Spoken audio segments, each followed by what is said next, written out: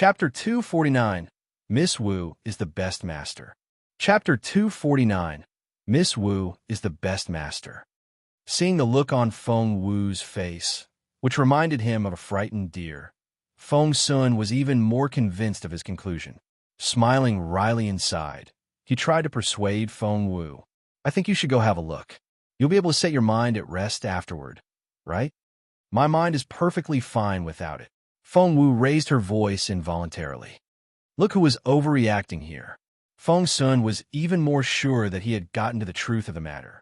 He smiled and kept his teasing gaze on Feng Wu, which gave her the creeps. What? Feng Wu asked. Are you really not going? Feng Sun asked. No. Feng Wu promptly left after that. However, when she got back to her place, she found Qiuling suffering from diarrhea. Miss, I'm fine. It's just a tummy upset. Let's set out as planned. Qiuling had some faint idea that Feng Wu was trying to stay away from the crown prince. Feng Wu felt her pulse and frowned. You're coming down with a bad cold, and traveling won't do you any good. I'll make some medicine for you. Take it and go to bed. The medicine will induce perspiration, and you'll be better tomorrow morning. We'll leave then. But Miss, Qiuling was genuinely touched. No other master but Miss Wu would change their itinerary because of a sick maid. Her mistress treated all the servants as equals and interacted with them with enough patience and respect. So that's settled. Take the medicine and get a good night's sleep. Stop worrying about everything. You always have too much on your mind. Feng Wu patted Qiuling's little head. Qiuling had grown up as Feng Wu's maid and took on everything in Feng Wu's daily life, putting everything in order and allowing Feng Wu to focus on her studies in medicine refinement and formation without any distractions. To Feng Wu, Qiuling had always been like a little sister. Once Qiuling was in bed, Feng Wu and her mother went to sleep as well. Uncle Qiu and Granny Zhao, the elderly couple, were the last ones to go to bed. Granny Zhao sighed emotionally. When we left the Imperial capital back then, our old friends either worried about us or laughed at our choice, thinking that we had given up or were simply stupid for following the second branch of the Feng clan to Northern Border City. But if you ask me, these 5 years in Northern Border City have been the happiest time of my life. Uncle Qiu nodded. That's right. Plus, this branch is the family that truly treats us like human beings. The lady, Miss Wu, and the young master all respect us and value our service. Have you ever been scolded by any of them? No, especially Miss Wu. With her mother's condition, she had to start taking care of the entire family at such a young age, but she never complained. She dotes on Our Lady, protects the young master, and cares for all of us. I sometimes feel for Miss Wu like she's my own child. Miss Wu really is the best master one can have. We're so blessed to be working for her. Granny Zhao gloated. You don't say. Now Miss Wu can cultivate again, and she's progressing really fast. Those people in the Imperial capital will jump to their feet when they find out. Uncle Qiu lowered his voice hastily. Miss Wu doesn't want other people to know about it yet, and we have to keep it a secret. We haven't found out who did those things to Miss Wu back then, and if those people find out about this, we'll be in so much trouble. Chapter 250, Fall Asleep in No Time. Chapter 250, Fall Asleep in No Time. Do you think I'm stupid? Of course I won't tell anyone. We'll only go public after Miss Wu has made great progress. Those people in the Imperial capital will be so mad. Ha ha ha. I can't wait to see their faces. While Uncle Qiu and Granny Zhao were enjoying their conversation, Feng Wu was having difficulty falling asleep. She had been sleeping soundly when her foot tickled. Something seemed to be gnawing on her toes. Feng Wu woke up, lifted her duvet, and was dumbfounded at what she saw. The cub had climbed into her bed when she wasn't looking and was now lying by her feet. Holding her foot with its fluffy front paws, it was nibbling on it with its eyes closed. Feng Wu was speechless. The cub's teeth were still very tiny, and its nibbles tickled rather than hurt. However, this act itself was too silly. Resigned, Feng Wu drew back her foot. However, the cub wouldn't let her. Still holding onto Feng Wu's foot with its paws, it stuck its tiny body to her sole and moved with it. Feng Wu picked up the little thing by the back of its neck and only then did the cub open its eyes and look at Feng Wu innocently. It then held its stomach and cried piteously, its body shaking as if it was having a seizure. Feng Wu almost rolled her eyes. "Are you really that hungry?" The cub nodded immediately, looking very aggrieved. Its limpid, big eyes were so cute that one felt like hugging it tight. Feng Wu sighed. "Why are you always hungry?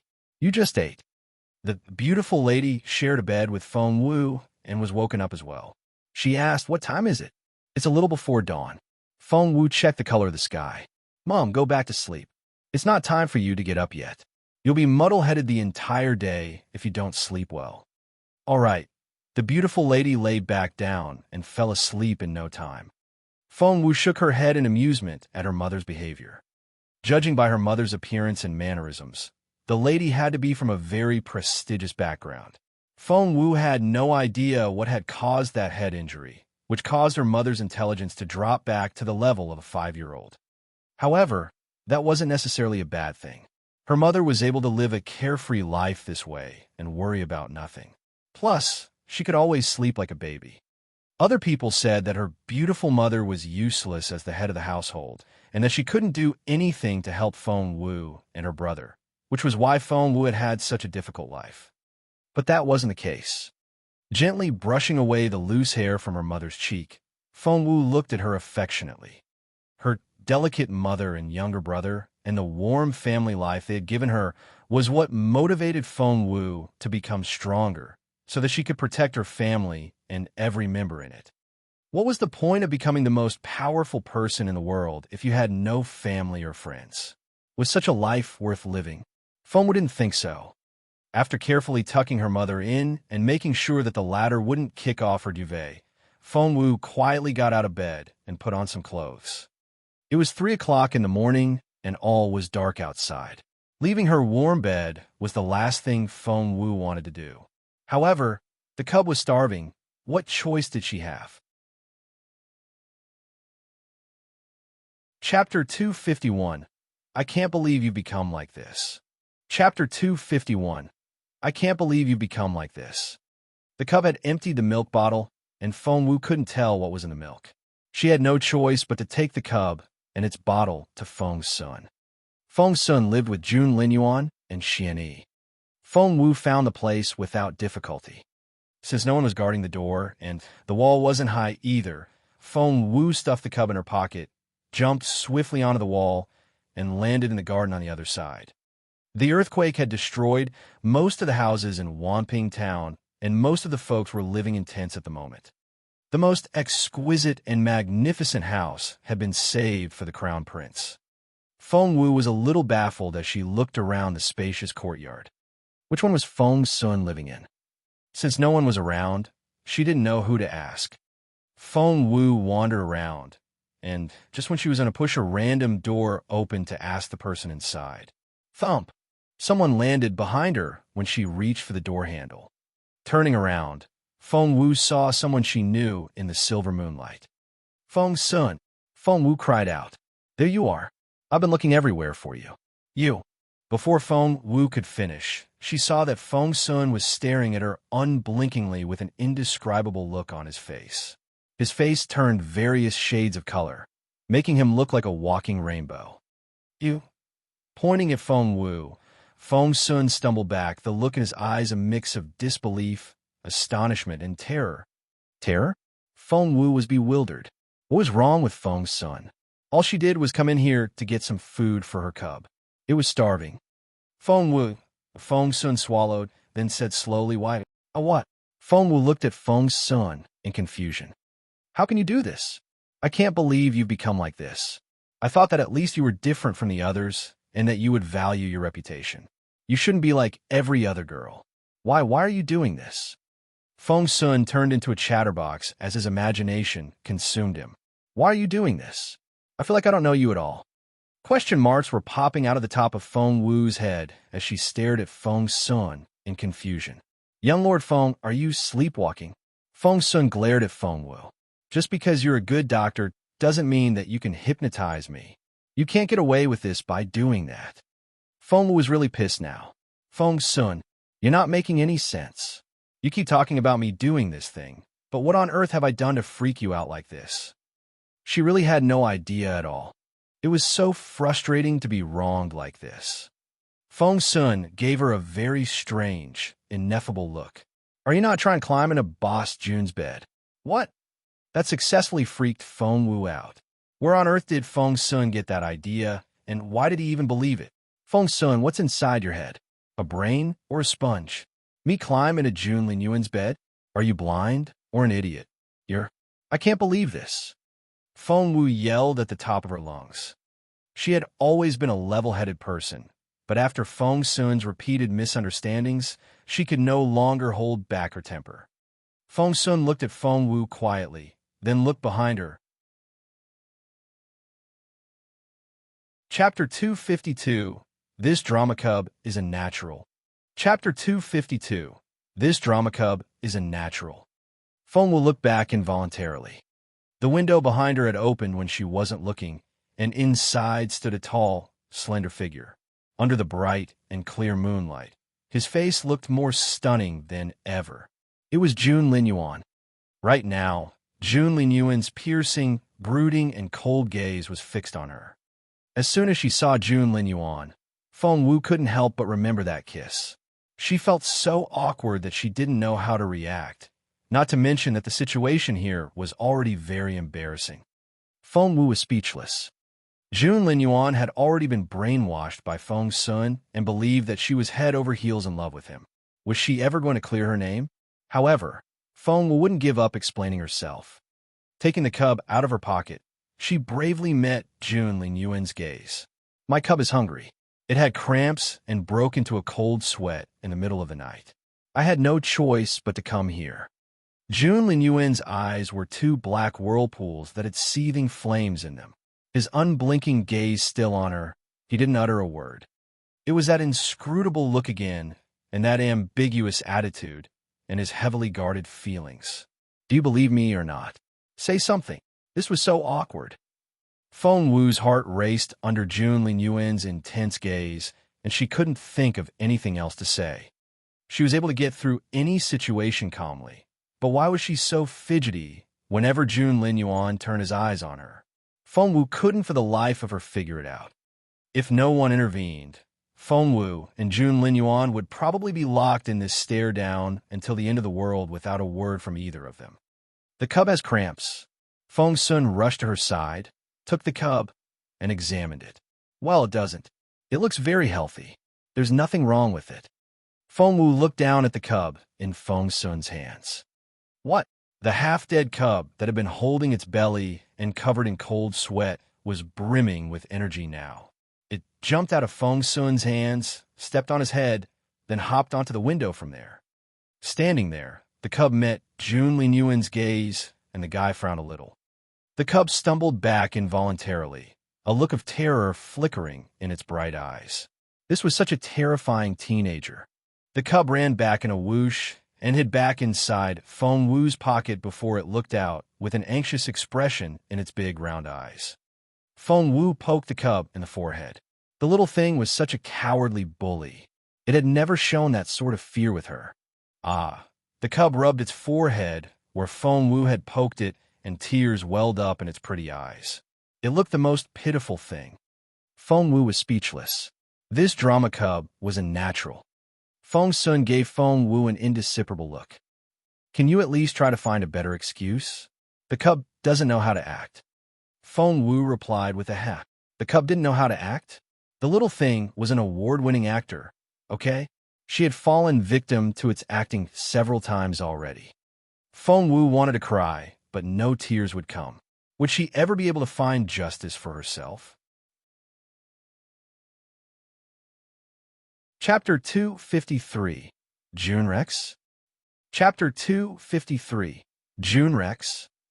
Seeing that Feng Wu was on the verge of crying, Feng Sun said in a hurry, all right. I believe you. You're really here for the cub. It's hungry. That sounded so perfunctory that she would rather he say nothing at all. Feng Wu looked away and felt even more like crying. Jun Linyuan gave a wave of his long arm, and the fist-sized luminous pearls in his room lit up.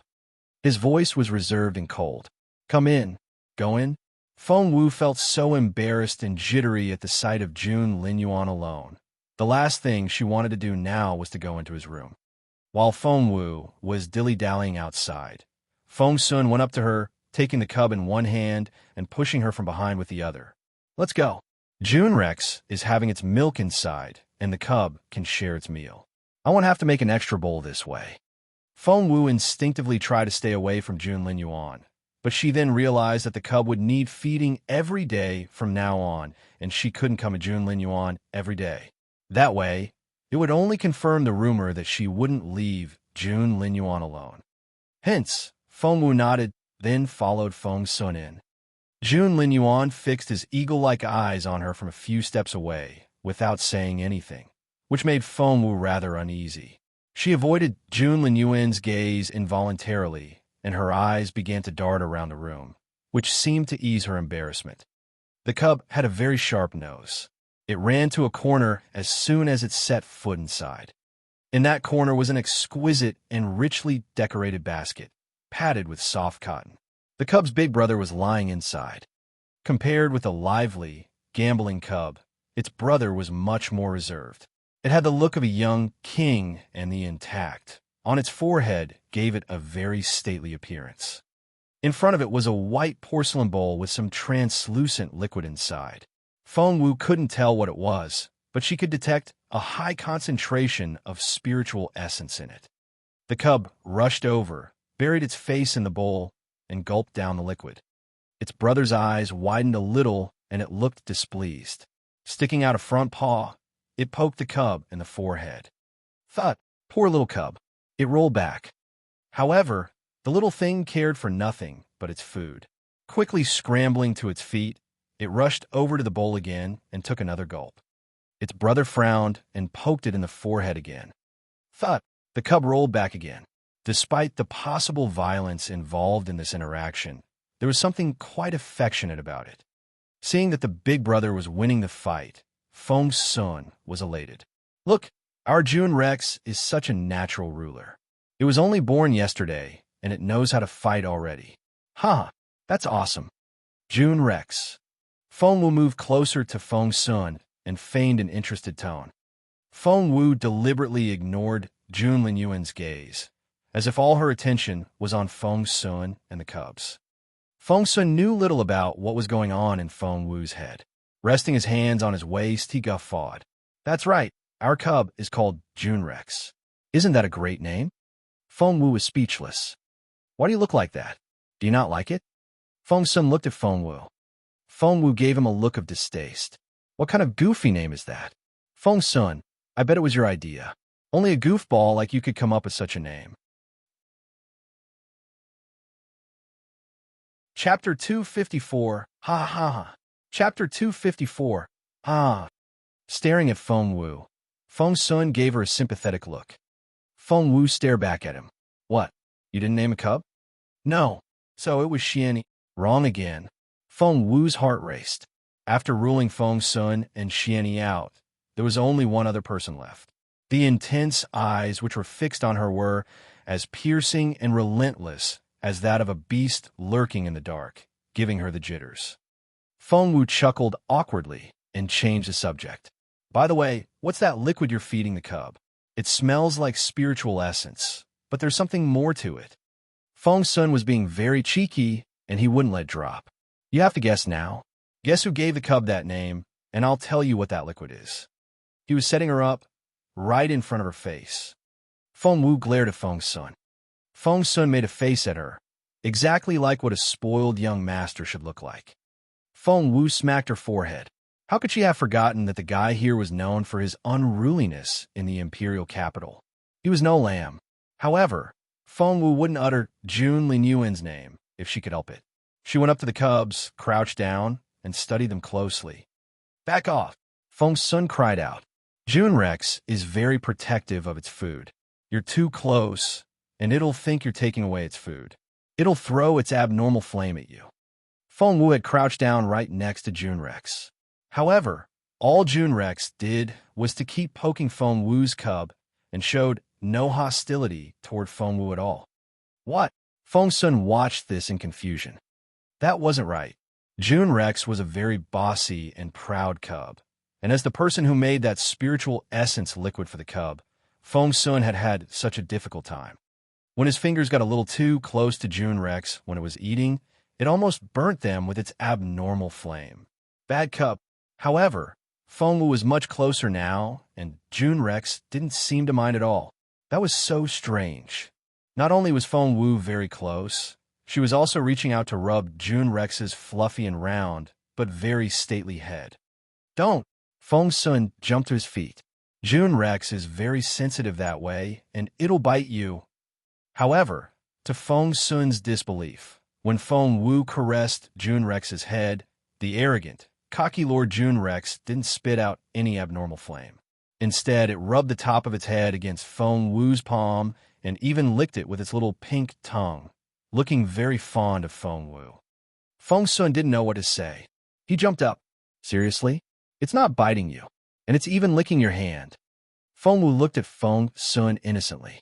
How can you say such things about June Rex? It's such a lamb. Seeing Feng Wu's interaction with its brother, the younger cub was exasperated. It rushed to Feng Wu's side and snuggled into Feng Wu's arms, declaring its territory. June Rex reacted with a wave of its paw, and the younger cub fell to the ground with a thud. It had to be really painful just from the sound of it. However, the cub didn't seem to mind at all. Scrambling to its feet right away, it sat back in Feng Wu's arms and even moved Feng Wu's hand to its belly, showing that it was in Feng Wu's good graces. It then raised its chin at its big brother in a taunting manner. Feng Wu was speechless. This cub was so. Ha ha. Feng Sun burst out laughing. He then said to Feng Wu. Chapter 255, Goofy Jr. vs. Feng Tutu. Chapter 255, Goofy Jr. vs. Feng Tutu. Your little cub is so funny. Look at it. It's puffing out its cheeks and looks so proud. I'm cracking up here. Your cub has the intelligence of a little boy. Feng Wu sighed in resignation. He didn't have to remind her of that. She wouldn't have been tricked repeatedly if the cub wasn't this smart. It might look cute and harmless with that round little face, but deep down, it was more quick-witted than a monkey. Hey, what's your cub called? Feng Sun asked with a smile. Feng Wu raised her head and saw that when she wasn't looking, Jun Linyuan had come up to them and was standing right behind Feng Sun. The luminous pearls shone on him, lighting up half of his face. The shadow gave more definition to his already chiseled features, making his face look even more sculpted. He looked remarkable. Now that he had moved closer, Feng Wu felt his gaze even more intensely, and it seemed to burn her skin. Feng Wu avoided his stare, acting as if he wasn't there. She turned to Feng Sun instead and said, My cub's name? Well, since it's so goofy, and it's the younger one, I'm going to call it Goofy Jr. Feng Sun was sipping his tea, and he spat everything out at those words. Luckily, Feng Wu had the cub in her arms. She raised it instinctively as a shield. Poor cub. The tea splashed all over its head. It looked utterly baffled. Ha ha! Ha ha ha ha ha! Feng Sun laughed uncontrollably until he was shaking all over. Pressing his hands to his stomach, he said, Ouch! My belly, ouch! Little Feng Wu, you really hate your cub, don't you? Ha ha! What's wrong with that name? Feng Wu tilted her head. I think that's a pretty good name. Feng Wu's glance moved briefly from Feng Sun to Jun Linyuan, and she saw the latter's lips curl a little. Jun Linyuan was smiling. Was it even possible? The merciless, mighty crown prince was actually capable of smiling. However, when Feng Wu looked again, she only saw his purse-thin lips and intimidating gaze. The smile was nowhere to be found. Had it been an illusion just then? The cub wasn't pleased with the name at all. Turning around in Feng Wu's arms so that it could face her, it stared at Feng Wu with its big black eyes and frowned. It then shook its head, then shook it again. No, the cub protested. Feng Wu poked it in the forehead. You really don't like that name? The cub was really able to comprehend her words, and it shook its head repeatedly. Was she joking? It was going to be stuck with that name for the rest of its life. Of course, it needed something more serious. Its master nodded. I guess Goofy Jr. is a little too silly. It sounds like you're getting told off. No, We can't use that name for you. Yes. The cub nodded earnestly, thinking that its master was going to change it to something catchy and respectable like June Rex. However, its master was obviously not going to follow that style. Glancing at the cub's forehead, she said casually, since you have a big one, two, basically means soil or earth in Chinese, and can also be used to describe something as unfashionable or countrified. On your forehead, we'll call you Feng Tutu. Xiao Tu will be your nickname, which sounds quite sweet and down-to-earth. I like it. Feng Sun roared with laughter as soon as Feng Wu announced the new name. Oh my god. Holding his stomach, Feng Sun guffawed. Feng Tutu, haha, Feng Tu. Chapter 256, Feng Tutu? Feng Tu.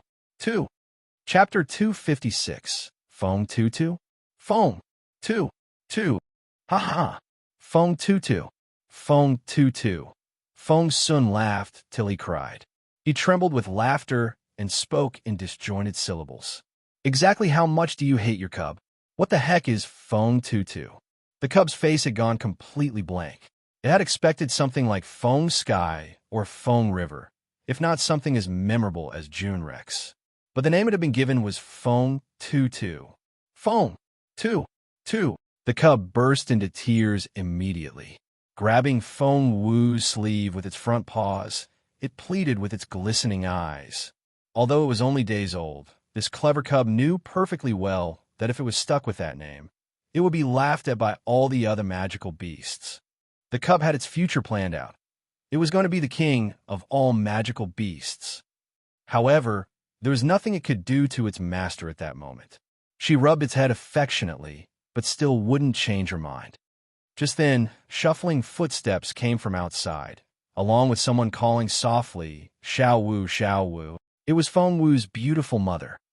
The sun hadn't risen yet. Why was she up? Feng Wu ran out into the courtyard right away and saw her mother feeling her way in the dark. The lady looked so frail that even the weight of her clothes seemed to be too heavy for her. The slightest wind could bring her to the ground, and her teary eyes were filled with fear and anxiety. She looked like a child who had wandered off and couldn't find her way home. Seeing Feng Wu, the lady rushed to her side and held her hands tightly. Her eyes were brimming with tears, and she pouted in grievance. Xiao Wu, you here? Sob. I had a dream, and I saw people beating you, sob. To Feng Wu, her mother was more like a little girl who needed protection and love. Hence, she wrapped her arms around her mother's slender shoulders and patted her gently on the back. There. I'm awesome. No one can beat me. Don't cry, Mom. That's right. The lady was at ease now that she had found Feng Wu, but she still wouldn't let go of Feng Wu's hands, as if she was afraid that her daughter would vanish at any moment. Feng Sun and Jun Linyuan watched this in bewilderment. Although they had seen the childlike lady when they were at the Feng Manor, they were still surprised to see the way Feng Wu interacted with her mother, which made them feel rather envious at the same time. Feng Wu was often impatient with them and gave them attitude. However, with her mother, she was nothing but gentle, caring, doting, and indulgent. One had to admit that her mother's beauty was indeed unmatched on this continent. Not only did she have perfect and exquisite features, her vulnerable, harmless, and innocent face was able to melt the toughest heart. Jun Linyuan's eyes flickered as he watched Feng Wu comforting her mother. He had no idea that family members could be this affectionate toward one another. Finally, Feng Wu was able to calm her mother down. She then said, "It's chilly out here, and it'll be hours before the sun rises. I'm done here. Let's go back now." Chapter 257, What does Little Tutu eat? Chapter 257, What does Little Tutu eat? Just then, the cub jumped out of Feng Wu's arms, crawled into her mother's arms, and whined, waving its paws around. Still teary-eyed, the beautiful lady looked surprised. "Xiao Wu, are you going to call it Feng Tutu?" Feng Wu was bemused. "Mom, how did you know that?" She hadn't been there when the name was brought up. The lady looked at Feng Wu innocently and gestured at the cub. "It told me itself." Feng Wu was baffled. "Mom, You can understand what the cub is saying. The cub made sounds and gestures the whole time, but it was only days old and spoke in a beast tongue that no one could understand. The lady blinked at Feng Wu. Yes. What did it say then? It called Feng Tutu the worst name, and it told me that you're a bad master. It doesn't want to talk to you anymore, and it told me to spank you. The beautiful lady knew nothing about being tactful and told Feng Wu everything the cub said. The cub was dumbfounded. It looked like it had been struck by a thunderbolt. It didn't expect its master's mother to be this frank. Feng Wu was astonished as well, not at what the cub said, but by the fact that her mother could understand beast language. Feng Sun found this incredible. Feng Wu, your mother could talk to beasts? Where did she learn that? He had thought that the beautiful lady was capable of nothing but shedding tears, but she somehow had this hidden talent of understanding a beast language that no one else did. Do you need to learn it? The lady looked at Feng Sun in bewilderment. Feng Sun stood there dazed. Feng Wu burst out laughing. That was a great reply, plain, to the point, and very effective. However, Feng Wu had an idea of her own. Judging by her mother's appearance and demeanor, she had to have an incredibly distinguished background. Something must have happened to her a long time ago. The lady thus lost her memories and became stranded in the Junwu Empire. Feng Wu decided that she would get to the bottom of it when she had the chance. Just then, Feng Wu sensed an intense gaze. She looked up involuntarily. It was Jun Lin Yuan. Feng Wu's heart lurched, and she looked away involuntarily. However, she regretted it almost immediately. Why should she be the one to look away? Hence, she stared back at Jun Lin Yuan, refusing to show weakness. Intrigued, Jun Lin Yuan took her up on a stare down and met her eyes with his unblinking own. In the dark, he reminded her of a magical beast lurking in the woods, giving off a dangerous air. Seeing the interaction between Feng Wu and Jun Lin Yuan, Feng Sun was greatly surprised. He couldn't believe his eyes. Finally, there was a woman bold enough to meet Boss Jun's gaze. After hanging around with Jun Lin Yuan for so many years, he had seen all kinds of bashful behavior when girls saw Boss Jun. Even Zhuoqing Wan, the so-called goddess of the phoenix, would look away shyly under Boss Jun's gaze, blush, and play with a lock of hair by her cheek. How could Feng Wu be this brave? An idea popped into Feng Sun's head at that moment. If it wasn't for the fact that Feng Wu couldn't cultivate anymore, these two would have been perfect for each other. What a pity. What does little Tutu eat? The beautiful lady blurted out. Those words immediately saved everyone from the awkward situation. Chapter 258, with Jade Essence? So expensive. Chapter 258, with Jade Essence? So expensive. Feng Wu had been trying to pump that information out of Feng Sun, but the guy had been very evasive about it. However, under the beautiful lady's limpid eyes, Feng Sun couldn't bring himself to say no to her. He replied right away, the cubs need to feed on jade essence. The type of jade doesn't matter, but you have to make sure that it's top-grade jade. Nephrite or Vert Empire jadeite will do. Each of those jade stones contains a streak of jade essence. Extract it, mix it with water or milk, and voila. Feng Wu was baffled by this piece of information. Jade essence? And top-grade jade only? Feng Sun waved his hand. You don't need much. 1 drop per meal is enough. Feng Wu said, if my calculations are correct, 1 piece of nephrite will give you a few dozen drops of jade essence at most, right? Feng Sun nodded. Yup. Ever since the beautiful lady sold it out, the cub had been sighing to itself with a despairing look on its face. The contrast between its young face and that defeated look created quite an amusing effect, which had almost made Feng Wu laugh. However, she didn't feel like laughing anymore. The little guy here was a cash burner. Jade essence? That was so expensive. The cub had its pitiful look back on as it eyed Feng Wu in grievance, fearing that she might decide to throw it away. Feng Wu sighed in resignation, for she really couldn't afford it. Yes, she was a Grandmaster medicine refiner, but her master had left her with explicit instructions that the medicine she refined couldn't be used for profit. Moreover, she had never thought of running a business of her own during the past few years in the border city. As a result, she didn't have all that much money. Raising the cub on jade essence, the cost made her grimace just to think about it. Her mother said happily, "Jade? I have a lot." Because the lady liked jewelry and gems, Fengwu would collect them whenever she had the chance, especially jade stones, of which Fengwu had amassed quite a big pile. However, if she were to feed the cub with them, the jade stones would become consumables, for once the jade essence was extracted, the stones would shatter. "You're so costly to keep." Fengwu poked the cub in its forehead. "I'll keep you for now and toss you out when I can no longer afford you." Frightened, Feng Tutu scurried into the lady's arms and hid itself in her sleeve, from where it looked out with its teary big eyes. That melted the lady's heart. Glaring at Fengwu, she rubbed the cub's head and placated it in a gentle voice. "Little Tutu, don't worry. We won't give you up." Fengwu was speechless. Rubbing her forehead, she checked the color of the sky and her exhausted mother, then shook her head. "The sun is rising soon, and I don't think you'll have time to go back to bed. Mum, you could take a nap in the carriage later." Fengwu waved goodbye to Feng Sun as she said that, acting as if Jun Linyuan wasn't there at all. Jun Linyuan frowned, and his intense gaze locked onto Fengwu as she walked away. His brooding eyes looked like bottomless pools.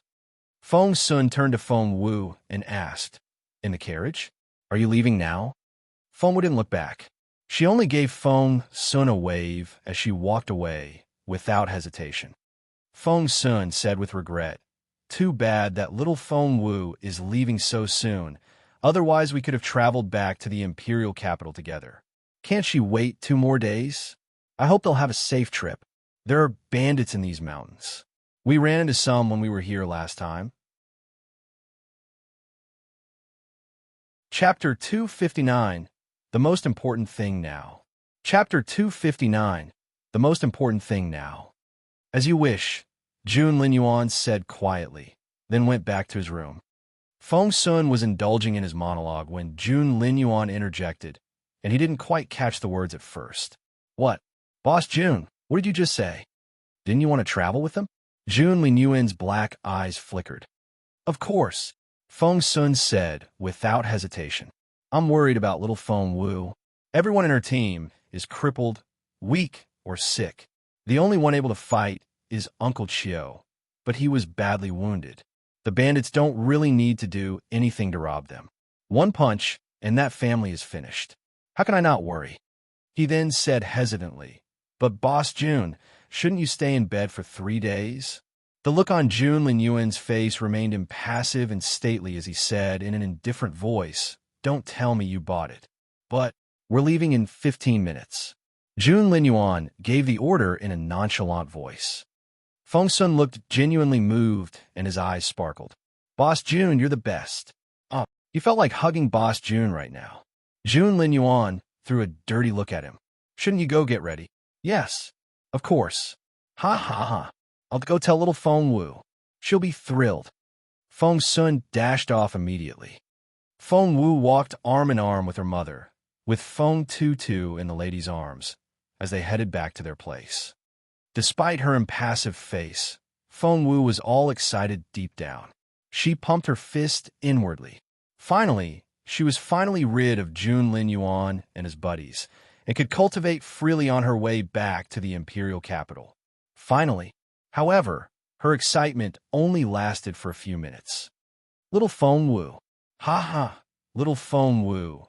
Feng Sun ran toward her like a happy butterfly. Fengwu turned around involuntarily, and her stomach lurched when she saw the big grin on Feng Sun's face. She had a very bad feeling about this.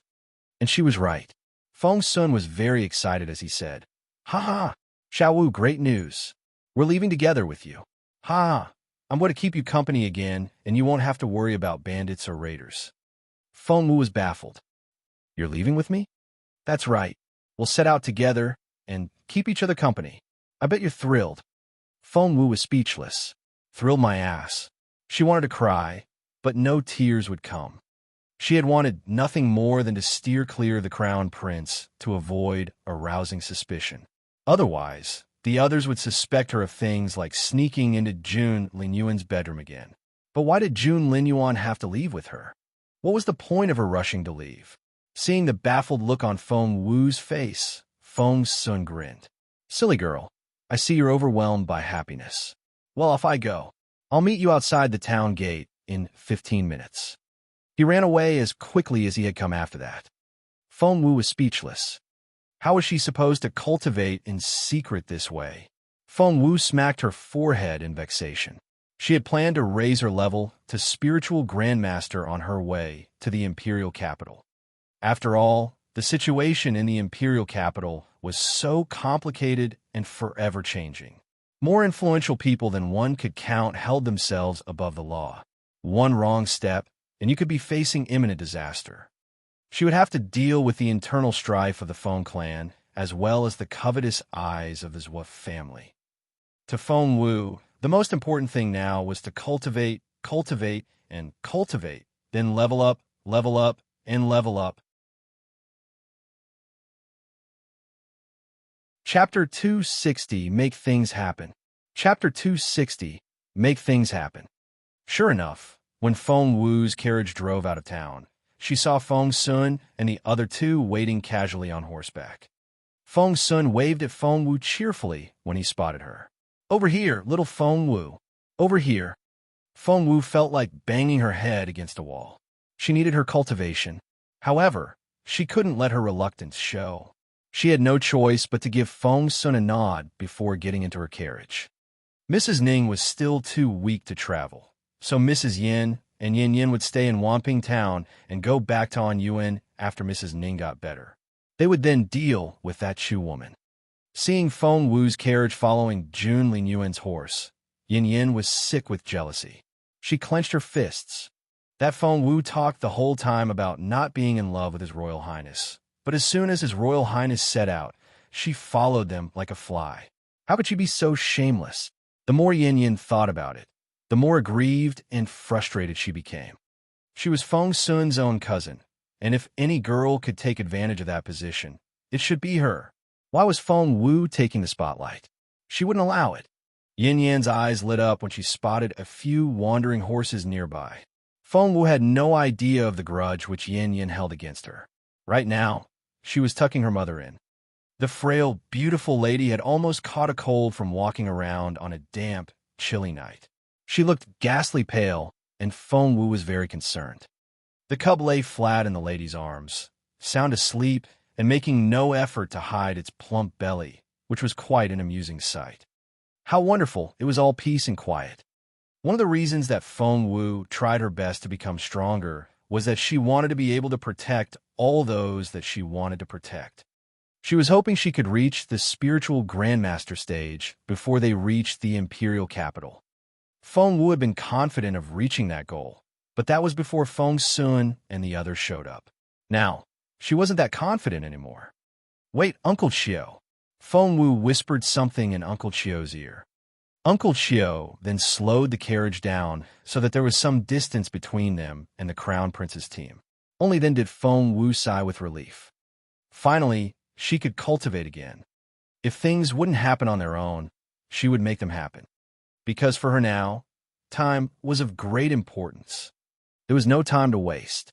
Feng Wu sat down with her legs crossed, closed her eyes, and switched to cultivation mode right away. And that was one of Feng Wu's remarkable talents. For many people, the hardest part of cultivation was entering this state of meditation. Once that state was achieved, one could move on with cultivating. However, many people got stuck at that first step, and it usually took them a very long time to eliminate distracting thoughts from their minds. But that was not the case with Feng Wu.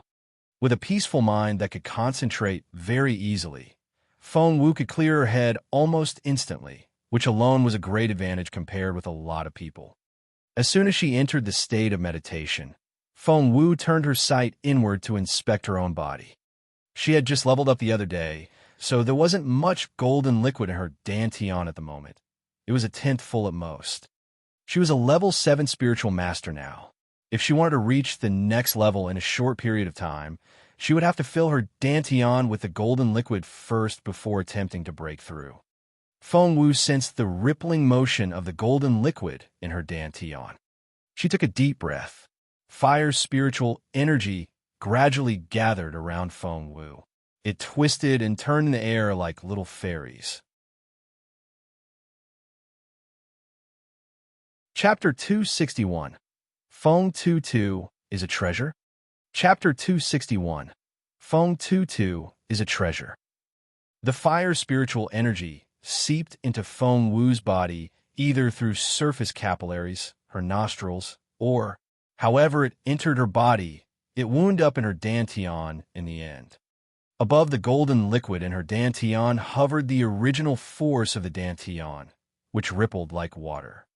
Hence, the fire's spiritual energy and original force clashed in her dantian. Water and fire were naturally incompatible, and each side tried to suppress the other. An intense conflict ensued. Boom! The fire and water collided, creating one drop of golden liquid after another. The golden liquid then dripped down. Plop! It was like filling a bucket with a tap that was barely turned on. Feng Wu could distinctly sense how the level of the golden liquid in her dantian gradually rose with each drop of golden liquid. When it reached the top, she could try to break through. Feng Wu closed her eyes and waited patiently. This accumulation process was lengthy and arduous. Many people would be stuck at the same level for years. Feng Wu's rate of progress was already like riding a rocket. If anyone else knew about this, they would find it unbelievable. Feng Wu's dantian filled by 20%, 30%, 40%. Even she herself didn't expect the liquid to accumulate this fast. However, she soon began to frown. She was running out of fire, spiritual energy. It seemed that she would have to stop here. Feng Wu sighed. She would have to find a way to get some spirit stones for her cultivation. It would slow her down, but it was better than nothing. Just as Feng Wu was about to open her eyes, a streak of dense spiritual energy drifted out from between her arms. It was purer and denser than anything she had sensed before. It was much better than what she had absorbed from the air. Between her arms, there was no time to think about it. Wherever that spiritual energy had come from, the most important thing now was to absorb it and store it in her dantian. That spiritual energy was so much easier to refine. It was such a treasure. Feng Wu opened her eyes an hour later. Her dantian was 60% full. How is it so fast? Even Feng Wu found it unbelievable. She looked down at her arms. The last 1/5 of spiritual energy had come from here. Feng Tutu had snuggled up in her arms with its belly facing up. Its fluffy head was slanting to one side, and it was sound asleep. Feng Wu rubbed the little head with a smile. The little thing spent its days eating, sleeping, and playing cute. Feng Wu was confident that it would turn into an expert in trickery one day. She wondered what sort of spiritual pet she would end up with after costing her so much valuable jade essence. Feng Wu sensed something unusual when her fingers touched the cub's head. She picked it up with both hands right away. The little guy looked exhausted. It didn't wake up when Feng Wu held it up. Feng Wu sensed that pure, dense, spiritual energy that had yet to dissipate. Could it be? Was it? Seriously? Feng Wu brought the cub closer, and she could indeed faintly sense that spiritual energy. Her eyes widened. Chapter 262, Jackpot. Chapter 262, Jackpot. The little guy could supply her with spiritual energy, and the spiritual energy it offered was purer, denser, and more pristine. The palm-sized little cub could offer her so much spiritual energy. Just imagine what it could do when it got bigger. She had hit a giant jackpot. The more she thought about it, the more excited Feng Wu became. She held the cub up and kissed it hard on its head. Feng Tutu puckered up its little face, but went on sleeping. Feng Wu chortled. With this endless supply of spiritual energy from Feng Tutu, her cultivation would be so much more efficient. Just then, a familiar voice came from outside. Little Feng Wu, why are you giggling in there? You sound like a little mouse. It was Feng's son. Fearing that the guy might wake up her mother, Feng Wu picked up Feng Tutu and quietly got out of the carriage. It was getting dark outside, and they were ready to make camp. Since Uncle Chio and the others had taken care of setting up the tents, Feng Wu had nothing to do other than carry the cub around. Feng Sun moved closer and looked baffled when he saw the sleeping cub. "Why is it so sleepy? Here, let me hold it."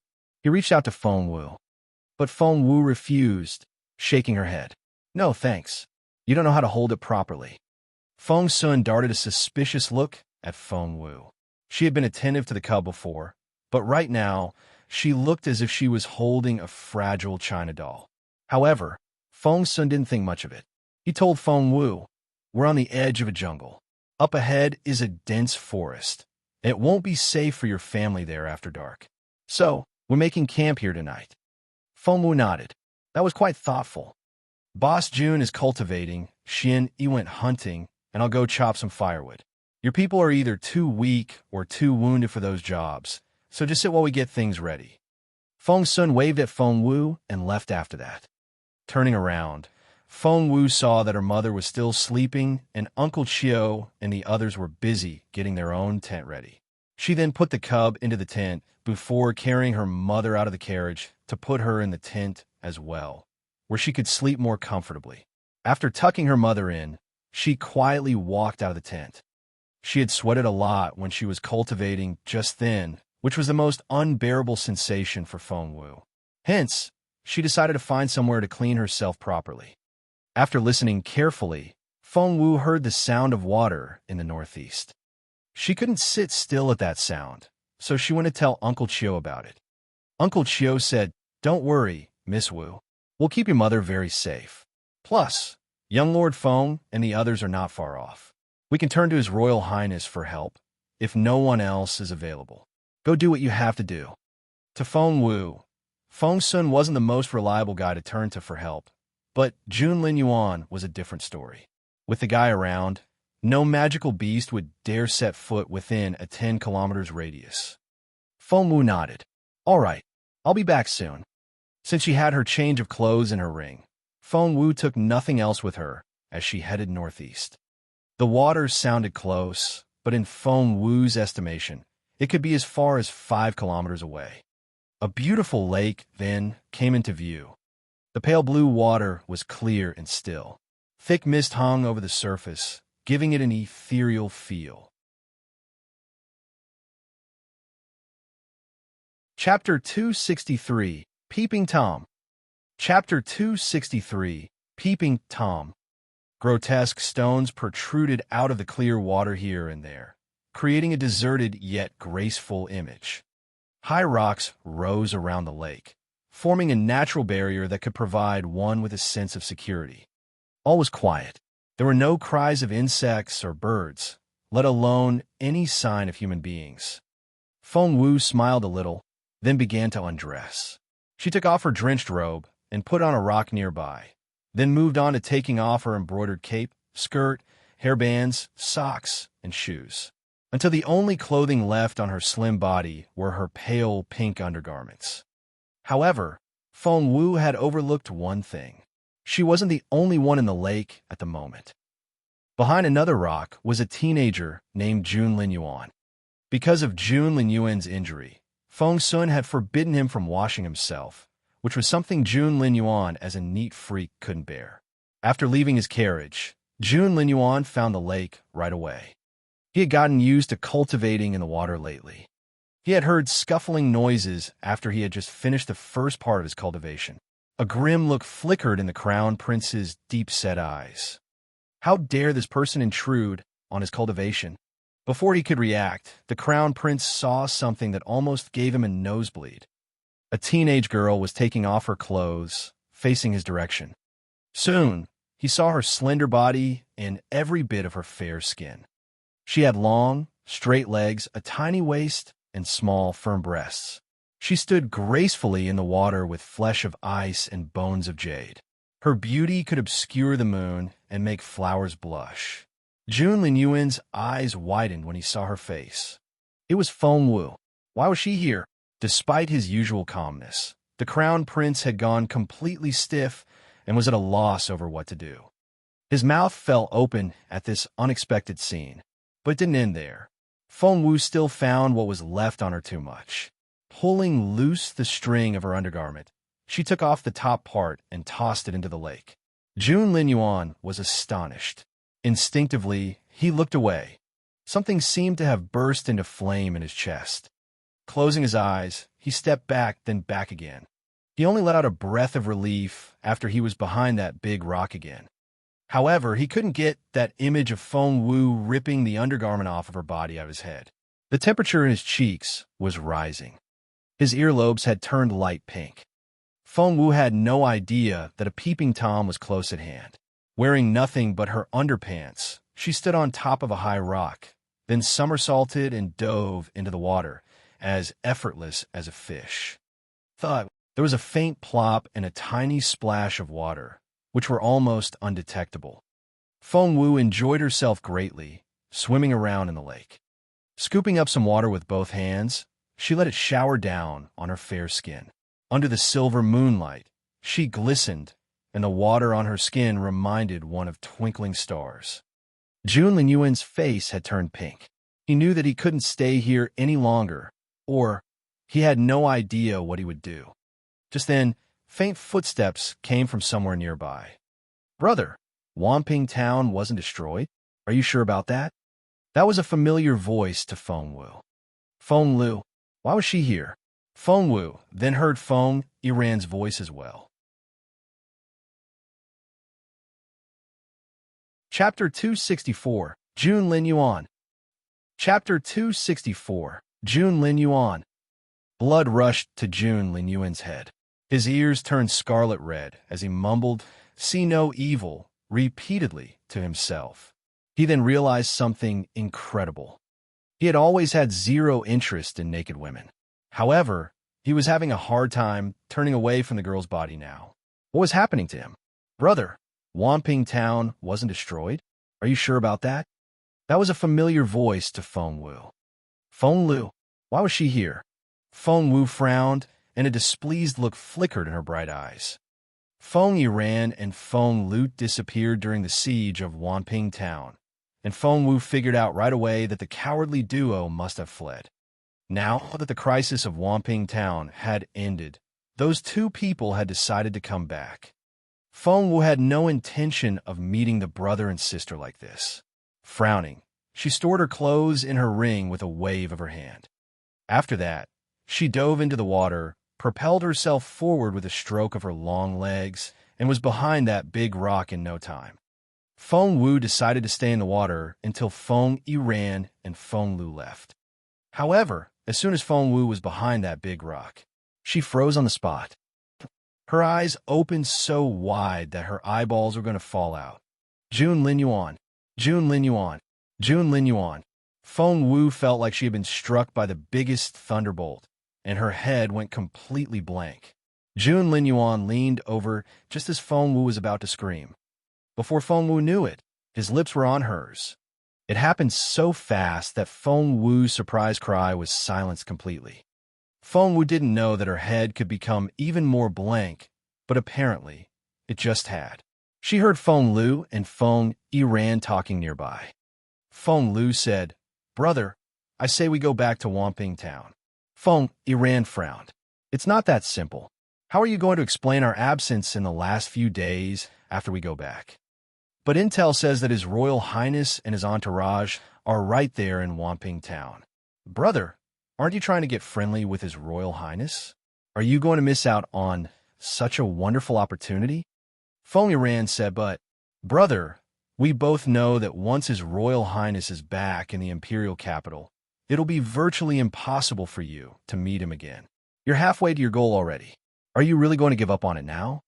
Feng Yiran replied, "But what are we going to say if His Royal Highness asks where we were when Wamping Town was experiencing a crisis?" Of course Feng Yiran wanted to go back. He knew perfectly well that once they were back in the rigidly stratified imperial capital, His Royal Highness would be beyond his reach. Even the most ignorant person might have a good idea every now and then, and that was the case with Feng Lu at the moment. Clenching her fist, she said, "We'll tell them that something came up and we were trapped in Death Valley." "That's right. Brother, we'll say that Feng Wu set us up and try to get us killed there." but we managed to escape. Was Feng Yiran unable to come up with an idea like that? Of course not. However, he would make sure that he was never the person who drew the plan or designed the trap. All he ever did was give hints to others and use them as pawns, while maintaining a harmless and friendly image himself. Chapter 265. Ah, the abnormal flame is growing. Chapter 265. Ah, the abnormal flame is growing. Are you sure about that? Feng Yiran frowned. Why not? Feng Lu smirked. Do you think Feng Wu will say anything nice about us when she gets back home? She'll trash us in front of grandmother. The best defense is offense. She made us do it. While Feng Yiran and Feng Lu were discussing how to throw mud at Feng Wu, they had no idea that the person they were plotting against had heard everything they were saying a short distance away behind a rock. Feng Wu flared up at those words, and she tried to jump out of the water. However, Jun Linyuan's strong left arm had wrapped around her waist, his right hand was pressing hard on the back of her head, and he wouldn't stop kissing her. His smell filled her nostrils. Both hands pressing against Jun Linyuan's chest, Feng Wu struggled to push him away. However, she might as well try to lift a mountain. She was as petty as an ant compared with Jun Linyuan. To make matters worse, Little Phoenix was feeling thrilled in the ring. It flew around in circles and chattered in excitement. The little abnormal flame is growing. It's getting bigger. The bird had no idea what was going on outside. All it knew was that the tiny flame suddenly grew a little bigger, which was such exciting news. Feng Wu wanted to cry, but no tears would come. When Feng Lu and Feng Yiran finally left, Feng Wu thought that Jun Linyuan would let go of her now. But another voice rang out almost immediately. Why? Standing by the lake and looking at the flat surface of the water, Feng Sun was bewildered. He asked Xian, "Didn't Boss Jun say that he was coming here to cultivate? Why isn't he here?" Xian, he was equally confused. Is he behind that rock? Feng Wu's eyes snapped open at those words. Her bright eyes glistened like clear pools. Jun Linyuan opened his eyes at the same time. He stared at Feng Wu unblinkingly with a fierce look in those brooding eyes. His eyes seemed to spit fire that could burn her to ashes. It was as if streaks of lightning were emanating from his pupils. Wherever he looked, Feng Wu felt her skin tickle at his gaze. She was heating up. Feng Wu could barely breathe under his intense gaze. Her mind went blank for a moment, and her heart beat so fast that it almost jumped out of her mouth. However, Feng Sun's voice rang out when their gazes were still locked, and the guy was coming toward this rock with Xian Yi. Feng Wu was exasperated. Feng Sun, out of all people, the guy had already decided that she was throwing herself at Jun Linyuan. If he saw this, she would never be able to clear her name again. Seeing that Jun Linyuan was going to step out from behind the rock. Terrified, Feng Wu exerted all her strength, yanked Jun Linyuan downward, and dragged him to the bottom of the lake with her. Caught off guard, Jun Linyuan sank into the lake with Feng Wu. Feng Sun and Xian Yi stood on the narrow lip of the rock and looked around. Both were disappointed when they saw nothing but the quiet water. Reluctant to give up, Feng Sun shouted, "Boss Jun? Boss Jun!" He got no reply. Disappointed, Feng Sun said, "Boss Jun really isn't here then. He wouldn't hide from us." Xian Yi said nothing. At the bottom of the lake, Feng Wu and Jun Linyuan eyed each other in embarrassment. Chapter 266. The View Under the Water. Chapter 266. The View Under the Water. Water rippled between them, and colorful fish swam around them like butterflies. The view was spectacular. However, Feng Wu wasn't in the mood to savor the view. All she wanted to know was when Feng Sun and Xian Yi would leave. She could dive, but she was no fish. She couldn't hold her breath forever. Feng Sun wasn't that far from where Feng Wu was. She could see him just by raising her head. She prayed for Feng Sun to leave soon, but whoever was up there obviously didn't hear Feng Wu's prayer. Not only didn't Feng Sun turn to leave, He invited Xian Yi to sit down with him and struck up a conversation. The mist only covers half of the lake, and the other half is glistening. It's like the perfect balance of yin and yang. Feng Sun sat down comfortably with his legs dangling over the edge of the rock. Feng Wu was exasperated. She was screaming in her head, "Leave! Get lost right now!" Feng Sun was as frivolous as he always was, but she could count on Xian Yi, couldn't she? However, Xian Yi seemed to have been influenced by Feng Sun and sat down with him. The only difference was that he crossed his legs properly instead of letting them dangle. "Xiao Xian, what do you think of Feng Wu?" Feng Sun asked casually, rubbing his chin. Xian Yi had yet to reply, but Feng Wu almost cried out underwater. "Stop thinking. The girl you're talking about is suffocating down here." Xian Yi was as serious and stiff as always. "What do you mean? How does she look? Beautiful. And her personality? Great. Her manners? Impeccable. So tell me, if she's that perfect, why doesn't Boss Jun like her?" Feng Sun was utterly puzzled. Feng Wu and Jun Linyuan stared at each other. Jun Linyuan wanted to say something, but stopped himself after some thought. Feng Wu's gaze was so piercing that he lowered his eyes involuntarily. Before he knew it, he was looking at her fair bosom, and he went stiff instantly. Blood rushed into his cheeks. Following his gaze, Feng Wu looked down and saw her own bare chest. She blushed right away, and her mind went blank. Oh God, she had been half naked this whole time. Without thinking, Feng Wu shoved Jun Linyuan away, swam backwards, and pulled a robe out of her ring at the same time. She then wrapped it around herself. Jun Linyuan turned the other way. Although he wasn't looking at her now, he had too retentive a memory to forget anything. The image of her wonderful body had been inscribed into it. Why was this happening? He had seen naked teenage girls before. Maids in the Imperial Palace had been trying to get in bed with him all the time after he turned old enough. But they only disgusted him. After stabbing a few of those to death with his sword, no one dared to try it again. He had always thought that naked women repulsed him. However, he couldn't stop thinking about Feng Wu's body now. He had to admit that he was attracted to her. At the bottom of the lake, Feng Wu and Jun Linyuan remained in that awkward deadlock, one enraged and the other bewildered. Feng Sun and Xian Yi were still talking. Xian Yi didn't sound convinced. Boss Jun doesn't like Feng Sun? Why do I feel that something has changed in him? He really doesn't like her. You know what? I asked Boss Jun about it once. I asked him if he liked Feng Wu or not. Do you know what he said?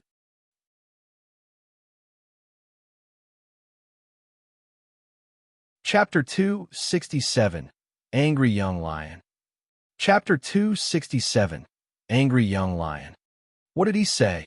Boss Jun said, "Are you blind?" Xian Yi rubbed his chin in confusion. Boss Jun said that himself. Yes, every word of it. Feng Sun replied decisively. Feng Wu stared at Jun Linyuan coldly, her sharp gaze almost piercing Jun Linyuan like a dagger. Blind? One had to be blind to like her. Was she that unworthy? Anger filled Feng Wu's chest, and she bit her lower lip so hard that it almost bled.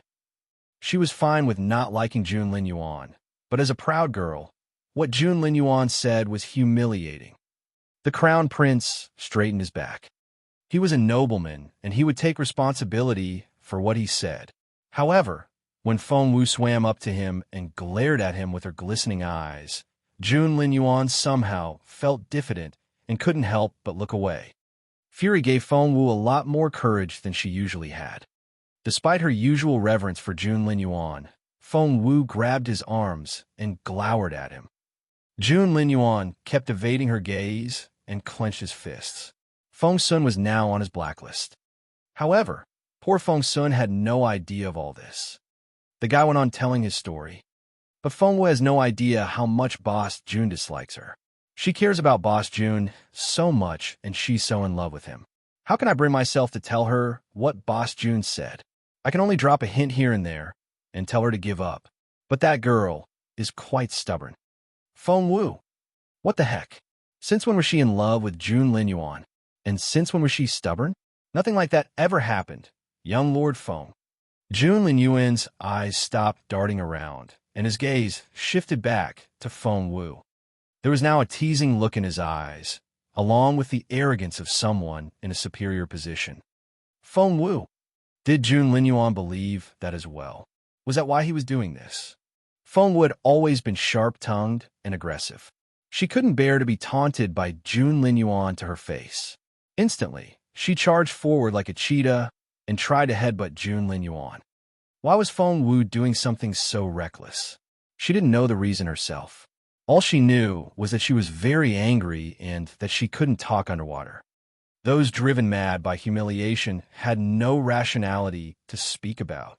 Feng Wu charged at Jun Linyuan like a young lion. She spared no effort. Jun Linyuan dodged instinctively, and Feng Wu dashed past him. She was going to run into that big rock which Feng Sun and Xian Yi were sitting on, head-on. Even if bumping into it wouldn't make much sound, Feng Wu's head would crack open at the impact. Jun Linyuan looked anxious. Grabbing Feng Wu's left leg with his right arm, he yanked hastily. Bang! Feng Wu's head knocked into Jun Linyuan's chest with a faint thud. Jun Linyuan grunted. After summoning the storm on the mountain outside Wanping town, Jun Linyuan had exhausted his spiritual essence. His defense ability was as frail as glass at the moment, and the impact almost fractured his ribs. Wait, did you hear that? Xian Yi frowned. Chapter 268, Lovebirds. Chapter 268, Lovebirds. Feng Sun was enjoying telling his story, and he rolled his eyes at Xian Yi. Hear what? Are you even listening to me? But I really heard something in the water just then, Xian Yi said suspiciously. You heard something in the water? Big surprise, Feng Sun snapped. There are fish, shrimps, crabs, all kinds of things live in the lake, and they must make some noise at some point. What's that look on your face? Do you think that some lovebirds are doing it down there? Of course not. We've been here for quite a while. Anyone down there would have drowned by now. Xian Yi waved his hand hastily. Feng Sun nodded. Right, that's exactly what I mean. Lovebirds, lovebirds, lovebirds. Feng Wu was already furious, and hearing Feng Sun's words, her face went scarlet red, and she felt like fainting. She had only been trying to take a bath here. How had things ended up like this? Was she drawn to disaster or what? Feng Wu really wanted to cry now, and she was going to vent all her rage on Jun Linyuan. Anger filled Jun Linyuan's black eyes when he heard Feng Sun and Xian Yi's conversation.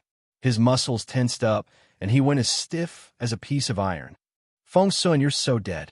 Jun Linyuan's train of thought was interrupted by Feng Wu, who had bitten down on his chest like an angry young lion. It's all your fault. All your fault. None of this would have happened if it wasn't for you.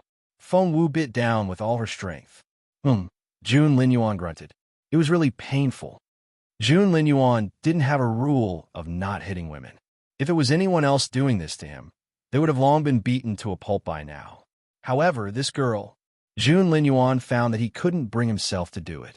Looking down at the top of Feng Wu's head, he was lost in thought. Feng Sun and Xian Yi had no idea what was going on at the bottom of the lake. The two guys were still chatting away. I don't understand. Xiao Wu is so perfect. Why won't Boss Jun like her? Sigh, poor girl. Xian Yi said nothing. Feng Sun then asked Xian II, would you like Xiao Wu if you were him? Xian Yi coughed in his right hand. Feng Sun didn't notice how uneasy Xian Yi looked. Looking up at the sky, Feng Sun buried himself in his reverie. Xian II, do you think I should have a go with little Feng Wu? Cough, cough. Still biting Jun Linyuan's chest, Feng Wu choked on water, and she coughed until she almost passed out. Damn that Feng Sun. Was he forcing her to come out? Stop calling Feng Sun harmless. That guy was such a schemer. However, there was no way Feng Wu was going to show herself now, let alone show up with Jun Linyuan. If they went up to the surface together, they would become the lovebirds Feng Sun had just talked about. Feng Wu wished she could pass out right now. Staring at Feng Wu, Jun Linyuan's hands reached out, and he tried to drag Feng Wu out of the water. No way. She would rather die from coughing than from embarrassment. However, June Linyuan wasn't going to let that happen. Grabbing her by her collar, he pulled her upward.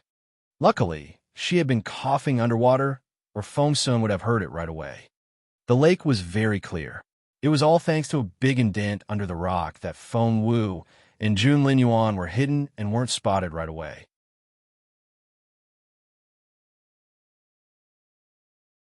Chapter 269, Your Way Out of Line. Chapter 269, Your Way Out of Line. June Linyuan almost succeeded in dragging Feng Wu out. No, at that critical moment. Wrapping her arms around June Linyuan's neck and clamping her legs around his lean waist, Feng Wu bent down and pressed her lips to his. Instantly, June Linyuan's head went blank. Their first kiss had been no more than a peck. The second one was to keep her from making any sounds. This was the third time. Feng Wu was running out of air from all the coughing, and she forced June Linyuan's mouth open, robbing him of the limited amount of oxygen he could offer. June Linyuan went completely stiff, which was very unlike his usual aloof and graceful self. He could clearly feel the legs clamped around his waist, and it felt as if his heart was going to jump out of his mouth. Why did Feng Wu have such an effect on him? June Linyuan wouldn't have been so sure if it had been a one-time thing.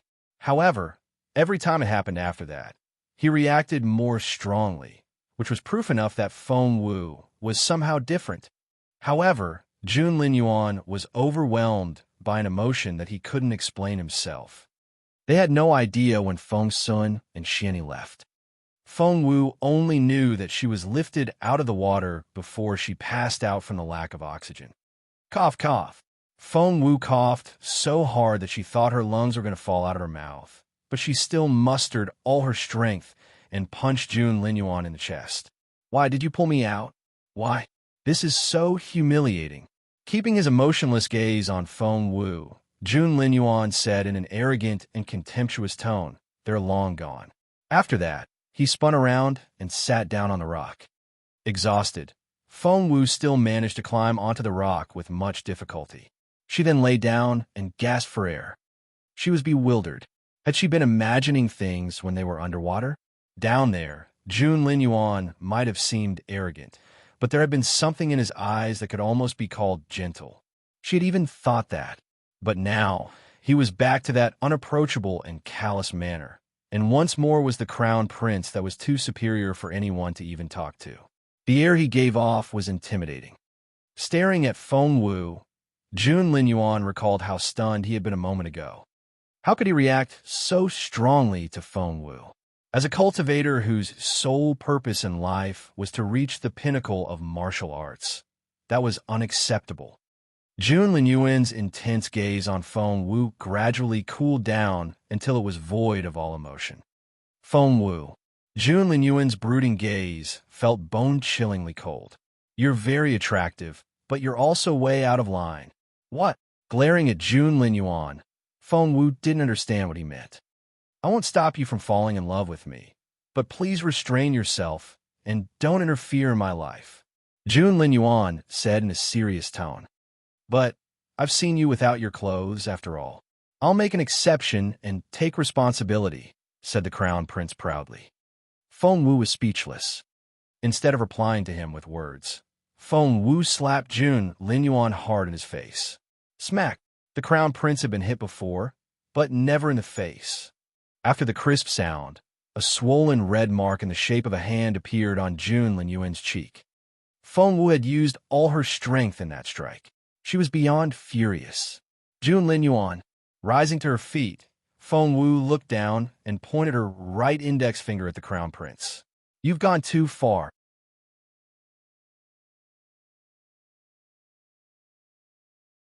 Chapter 270, June Linyuan, the Unreasonable. Chapter 270, June Linyuan, the Unreasonable. Do you think you own this world or something? You think all women are just lining up to fall in love with you, don't you? I wasn't in love with you before, I'm not now, and I won't ever be. June Linyuan stood dazed on the spot, too shocked to give a response. He had been slapped. He had been slapped in the face. Moreover, he had said he was willing to take responsibility for what had happened. So why was this girl still roaring like a little lion? Shouldn't she be giggling and all shy now. The sages were so right. Women and children were unfathomable. The crown prince was angry as well. Just think about it. Casting a stern look at Feng Wu, Jun Lin Yuan turned to leave. Think my ass. Feng Wu yelled furiously. Darkness had fallen. The mountain trails were tortuous and were even more so after sunset. Feng Wu dashed into the mountains, still pissed, and soon ran into a few silverhorn boars. The boars were starving and were elated to find a human girl on her own. They charged at her, roaring. 4 silverhorn boars running at full speed was quite a terrifying scene. Feng Wu urgently needed to vent her anger at the moment. The hell with I won't stop you from falling in love with me. The hell with restrain yourself. The hell with don't interfere in my life. And the hell with take responsibility. Ha ha. Of all the people Feng Wu had ever met, he was the biggest narcissist of all. How irritating was that? Feng Wu struck out at lightning speed. She didn't use a sword, for it wouldn't be cathartic enough. Feng Wu just used her fists. Rumble. She struck out, one punch after another. Her small fists seemed to have endless strength in them. Each punch landed in an eye socket. Rumble.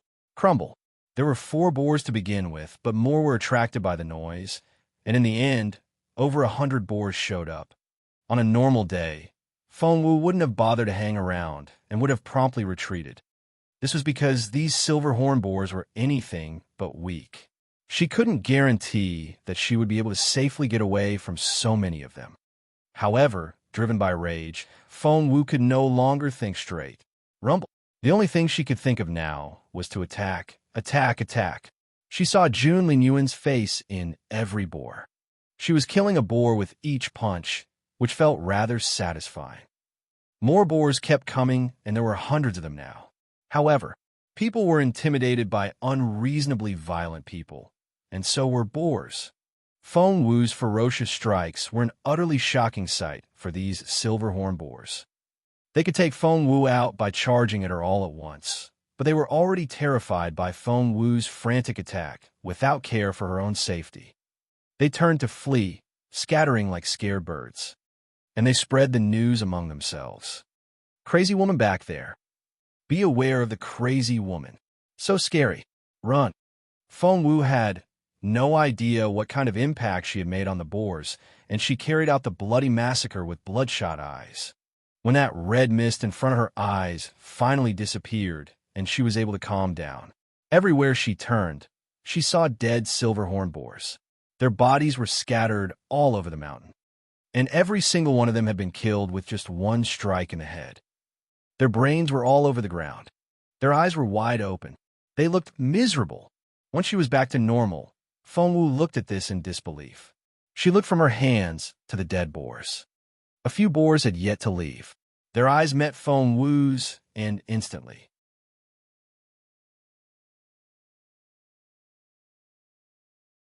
Chapter 271. Long way to go. Chapter 271. Long way to go. They wailed and couldn't run away quickly enough. It was as if they had wings on their feet. It looked like they'd seen a ghost. Feng Wu was speechless.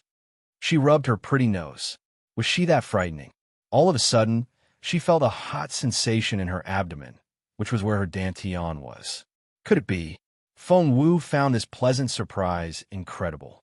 She found a secluded corner where she closed her eyes, entered the state of meditation, and looked inwardly at her dantian. OMG! Feng Wu was shocked herself. She clearly remembered that her level 7 dantian had only been 60% filled earlier today when she was in the carriage, and a third of it was Feng Tutu's contribution. But now, the golden liquid in her dantian was spilling out. She was ready to advance to the next level. Actually, she had more than enough golden liquid to make herself a level 8 spiritual master. What was going on? What happened? All she did was kill a few hundred silverhorn boars. What Feng Wu didn't know was that when she massacred the boars, she had entered an extreme mental state that most cultivators would never experience in their lifetimes. This state was only accessible when one reached the extremes of an emotion.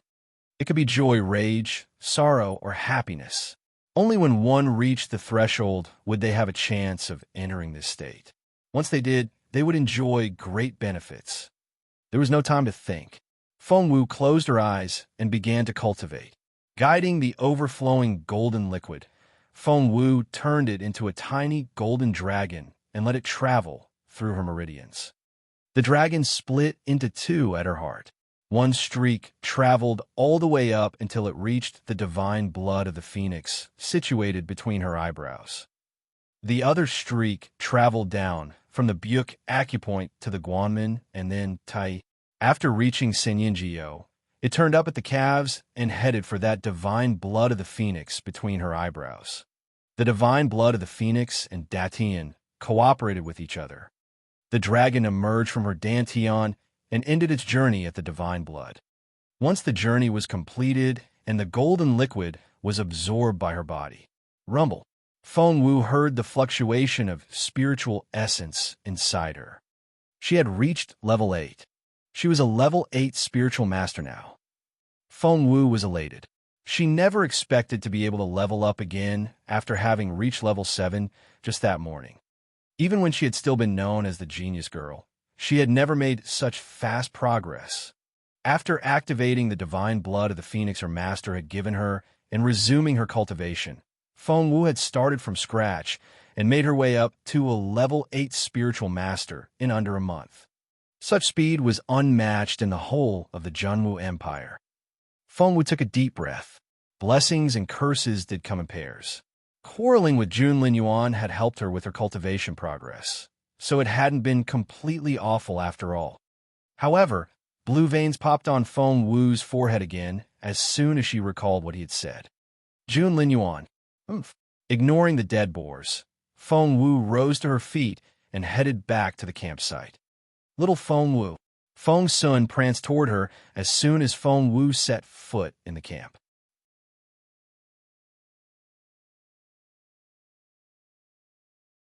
Chapter 272, Bad Xian.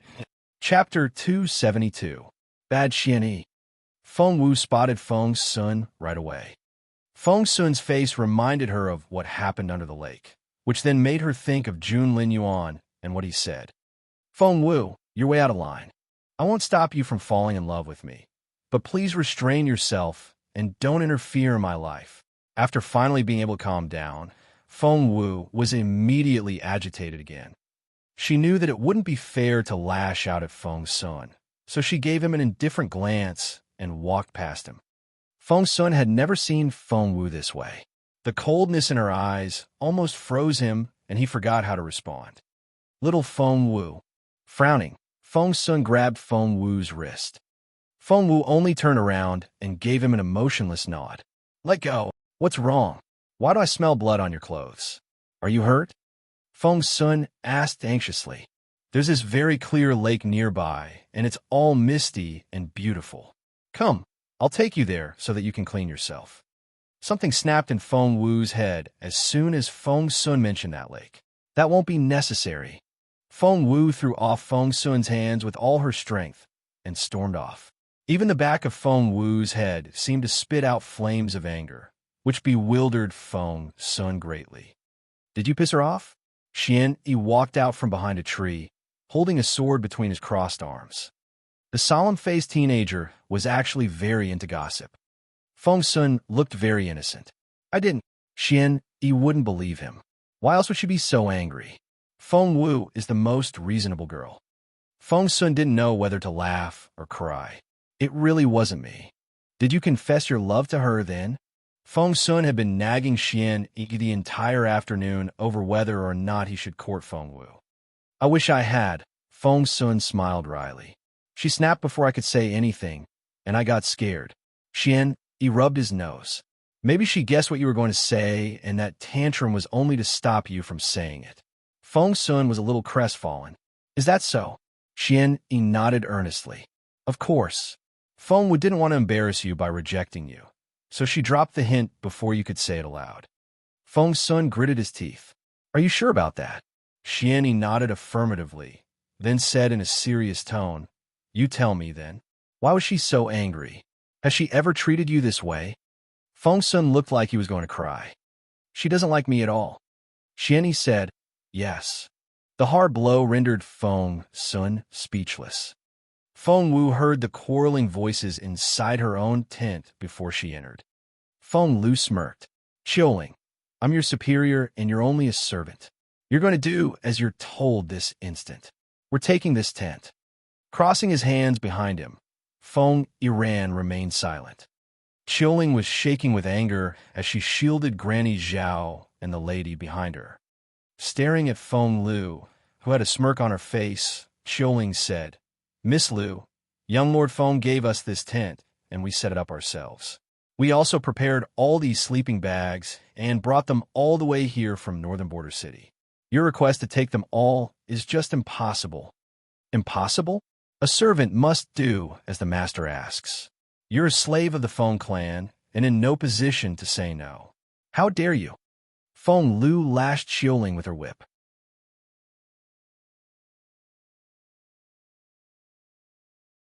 Chapter 273. How can you defeat me? Chapter 273. How can you defeat me? Qiuling was only a level 1 spiritual master who specialized in skills related to daily tasks. Feng Lu's whip was aimed at her fair cheek. It left a long, bloody mark on Qiuling's smooth face right away. Ah! The beautiful lady cried out in fear and cringed. Granny Zhao pulled the lady into her arms and consoled her. There, don't be scared. Xiao Wu? Where's Xiao Wu? Sob. Feng Wu was the lady's ultimate emotional anchor and the person she could always turn to. Whenever something happened, Feng Wu was the first person that came to the lady's mind. Feng Wu saw Feng Lu lash Qiuling with her whip again as soon as she entered the tent. Feng Lu was bellowing, How dare you disrespect me? I'll sell you to a whorehouse, and you'll wish you were dead. Try to talk back to your customers there. The whip was about to land on Qiuling's face again. Rage filled Feng Wu's eyes. No one saw how she did it, but the next second, she grabbed the silver tip of the whip. The whip consisted of 9 sections, all of which were barbed. The spikes grew denser from the handle to the tip. Hearing the noise, Feng Sun was going to run to Feng Wu's aid. Jun Linyuan smirked. Get back here. Turning around, Feng Sun said anxiously, Boss Jun, they're picking on Feng Wu over there. She asked me to protect her family for her. I have to go to her. The look in Jun Linyuan's eyes was ineffable under the dim moonlight, and his voice was cold. Come with me. Feng Wu had to ask for help if she needed it, and Jun Linyuan would be waiting. He would break her pride and make her see the world as it really was. Feng Sun was exasperated, but at that moment, there came a loud bang. A figure flew out of Feng Wu's tent and smashed into an old tree nearby, so hard that it snapped the tree in half. Feng Lu stared at Feng Wu in disbelief, so shocked that she forgot to fight back. She spat out a mouthful of blood. Why can you defeat me? You're a cripple. Cough. Blood kept trickling down from the corner of Feng Lu's mouth. Feng Wu hadn't used any spiritual essence when she struck out, so Feng Lu still assumed she was a cripple. But how could this girl defeat a level 6 spiritual master with physical strength alone? Feng Wu held the silver whip in her hand. The densely packed barbs shone coldly under the moonlight. Smack! No one expected Feng Wu to whip Feng Lu, but she just did. The sound reverberated in the silent night. One would normally avoid hitting their opponent in the face when fighting, but the face was exactly where Feng Wu aimed. Blood splashed out from Feng Lu's fair cheek after one whip. Ah! Hurt, scared, and furious, Feng Lu cried out. Feng Wu. Feng Yiran could no longer stand by and watch. He reached for Feng Wu at lightning speed. However, as soon as he touched Feng Wu's wrist, Feng Yiran went completely stiff as an excruciating pain ran from his fingertips all the way to his head. Feng Yiran was rendered immobile instantly. Feng Wu. You. Staring at Feng Wu in disbelief, Feng Yiran realized that he had lost control over half of his body. Feng Yiran was no novice. As the heir-to-be of the Feng clan, he had reached the spiritual grandmaster stage after consuming a considerable amount of his clan's resources.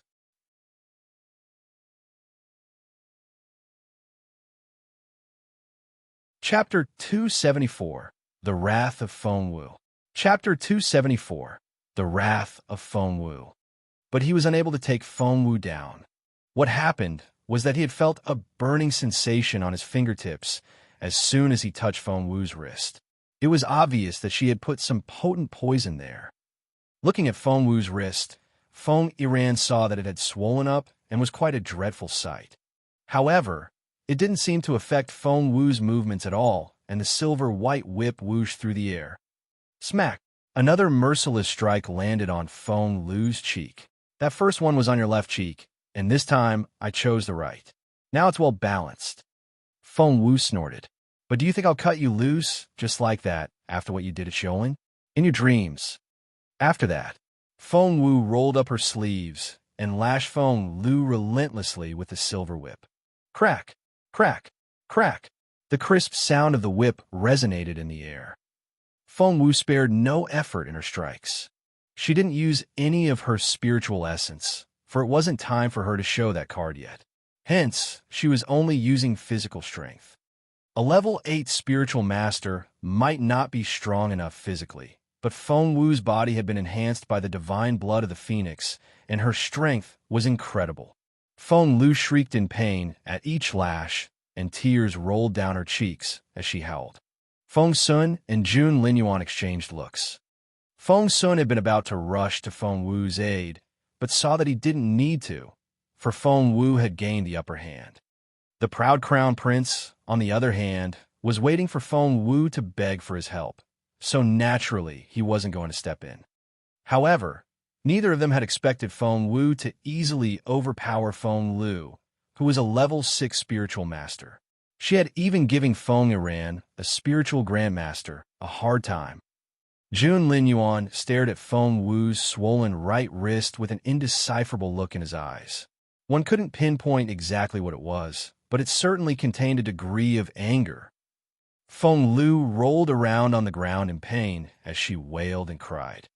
Feng Yiran glared at Feng Wu. Stop! Stop it! However, he only yelled, but didn't try to stop Feng Wu physically, for he couldn't feel one side of his body. Looking down, he saw that one of his arms had turned a grayish blue in color, which was terrifying to watch. Feng Wu only stopped after 20 lashes, and by then, Feng Lu had almost passed out. She threw the whip onto Feng Lu's face with a smirk. Next time I catch you bullying my family, I'll beat you 10 times for every finger you lay on them. Mark my words. The silver whip hit Feng Lu on her nose, and blood oozed out from her nostrils right away, which looked rather terrifying. Frightened, Feng Lu forgot to cry. Everyone else was also shocked by Feng Wu's deeds, and none of them spoke for a long time. Uncle Chiu and Granny Zhao exchanged looks of pleasant surprise. Their proud, unrestrained Miss Wu was back. That was great. Tears of excitement welled up in their eyes. With Miss Wu getting her ability back, they, the second branch of the Feng clan, would no longer have to fear anyone in the clan. Feng Sun was equally stunned. He had always thought of Feng Wu as this frail, helpless girl, but as it turned out, she was ruthless when she wanted to be. The whipping even creeped him out, and he said a silent prayer for Feng Lu. Xiao Wu sobbed. The beautiful lady took Feng Wu's hand and gave it a tug. Feng Wu's expression, which had been as intimidating as a fiend's a moment ago, softened right away, and she gave her mother a warm smile. Mom, don't be afraid. I'm here for you. Yes. The lady trusted Feng Wu completely and relied on the latter like a fragile vine on a tree.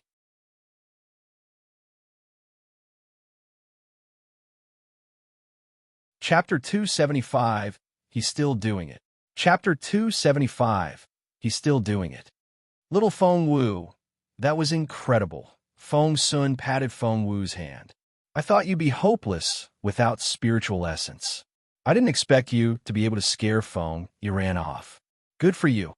Feng Wu gave him a nonchalant nod, then turned to walk her mother back into the tent. All of a sudden, she sensed a pair of baleful eyes staring at her. Who's there? Stop hiding. Picking up a stone, Feng Wu hurled it at a corner. Thud! The stone hit something, which cried out in pain. A crisp voice cried out in that shady corner. Ouch, Feng Wu, that hurts. Who the hell do you think you are? How dare you do that to me? Looking at Yin Yin, who had walked out of that corner, Feng Wu narrowed her eyes. Don't flatter yourself. You're not worth my attention. Cousin, you saw what she did. You saw it, right? Yin Yin ran toward Feng Sun, still crying. Feng Sun found Yin the ultimate pain in the neck. He frowned at her. Aren't you supposed to be going back to Yuan City with my aunt? Why are you here? Does your mother know you're here? Of course, Mrs. Yin knew nothing about this, or she would have broken Yin Yan's legs herself. Yin Yin turned evasive. Cousin, I want to go back to the Imperial capital. I miss my father and my younger brother. Just take me with you, sob. Feng Sun was speechless. Missing her father and brother? Like hell he was going to believe that. She had shamelessly followed them here only because of Boss June. He scowled at her. We only have enough provisions for ourselves, and you're not included. Where are you supposed to sleep tonight? I'll let you stay here tonight, but you're going back to Yuan first thing tomorrow morning. I'll have that one. Covering her bloody forehead, Yin Yin cried and yelled. I'll sleep in that tent, and Feng Lu can stay with me. She's hurt. She can't stay in the open. Let me share a tent with her. Feng Sun snapped. No, you can't. That's Feng Wu's tent. Feng Wu had beaten Feng Lu up because the latter had tried to take her tent. I want that one. Cousin, please. Didn't you bring all the tents yourselves? Just let me have that one, won't you?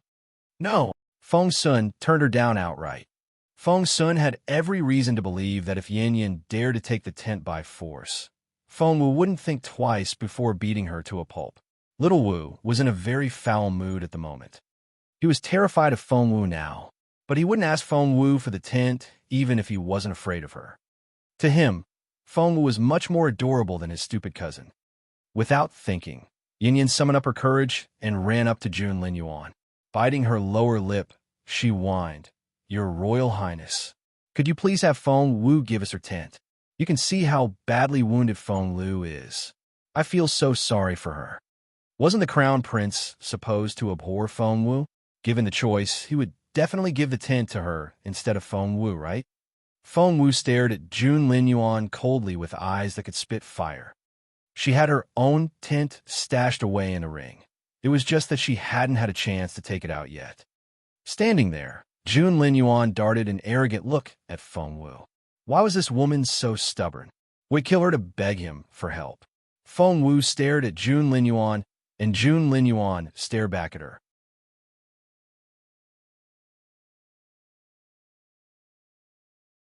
Chapter 276, I Don't Want It.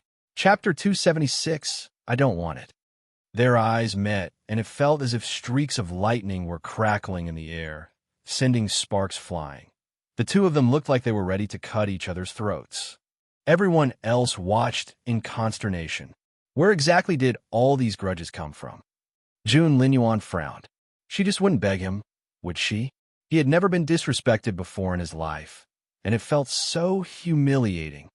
The look on Feng Wu's face was equally grim. She could still hear Jun Lin Yuan's words in her head. Feng Wu, you're way out of line. I won't stop you from falling in love with me, but please restrain yourself and don't interfere in my life. Feng Wu took a deep breath. Her cheeks burned, and the humiliated feeling was coming back. She felt so offended. It was so frustrating and humiliating. Jun Lin Yuan was still waiting arrogantly for Feng Wu to beg. He was offering her a way out, and all he needed were the right words. However, Feng Wu smirked. If Miss Yin likes this tent so much, she can have it. That successfully surprised everyone. That wasn't what they had expected. Shouldn't Feng Wu be asking for the Crown Prince's help as well? Feng Sun was baffled and said right away, No. Feng Wu, what are you thinking? Where will your family go in the middle of the night if you give the only tent left to that lot? That lot?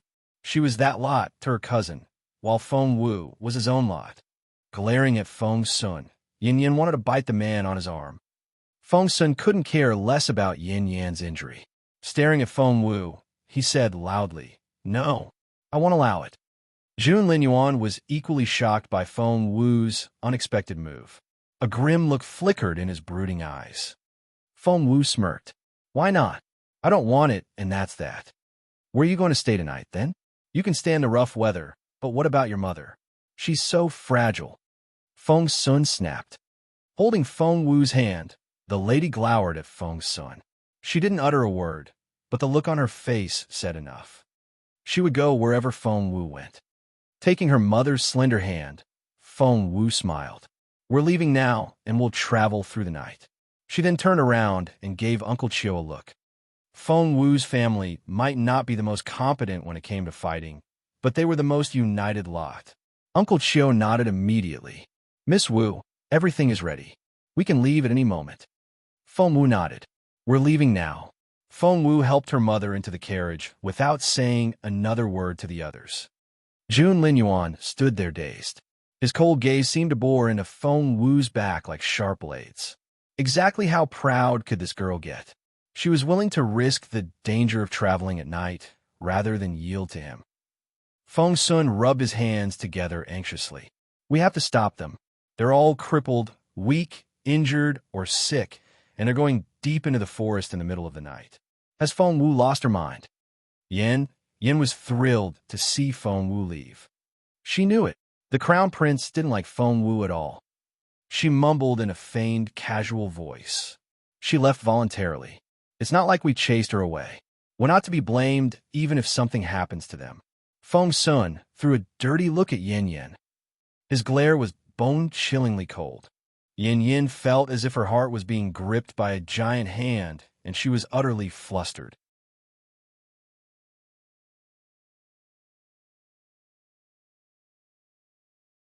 Chapter 277. Feng Wu was out? Just like that? Chapter 277. Feng Wu was out? Just like that. Boss Jun, how about I go ahead and scout out the area in advance for you guys? Feng Sun couldn't bring himself to see Feng Wu leave like that. Jun Linyuan recalled what he had heard under the lake. Feng Sun had asked Xiani whether or not he should court Feng Wu. Had Feng Sun fallen in love with Feng Wu? What was there to like about that girl? She was so arrogant and irascible. Jun Linyuan gave Feng Sun an emotionless glance. You're not going. Feng Sun scratched his head. But they're such a weak bunch. Boss Jun, aren't you worried?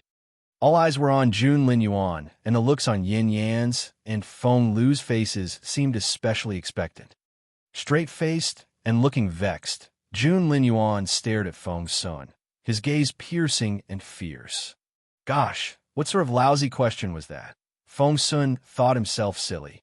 I'm expecting Boss Jun to have the same emotions as normal human beings, and that's just impossible. You wouldn't have forced them to leave if you were worried about them. Forced them to leave. Jun Linyuan was displeased.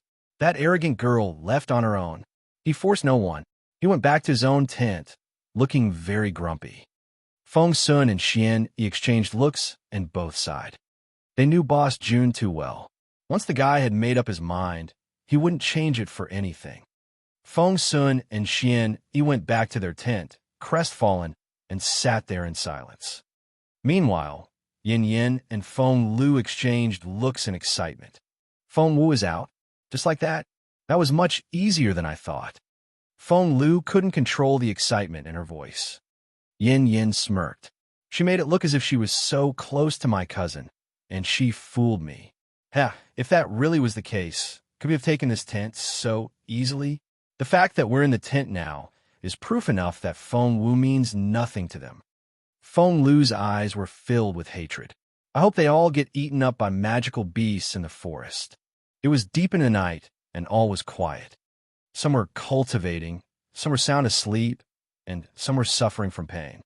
Feng Lu was covered in bloody cuts and bruises after the whipping, and even the slightest move would make her suck in her breath in pain. Her temperature began to rise, and she became delirious. Yin went to fetch Feng Yiran in a hurry. Feng Yiran wasn't in much better shape himself.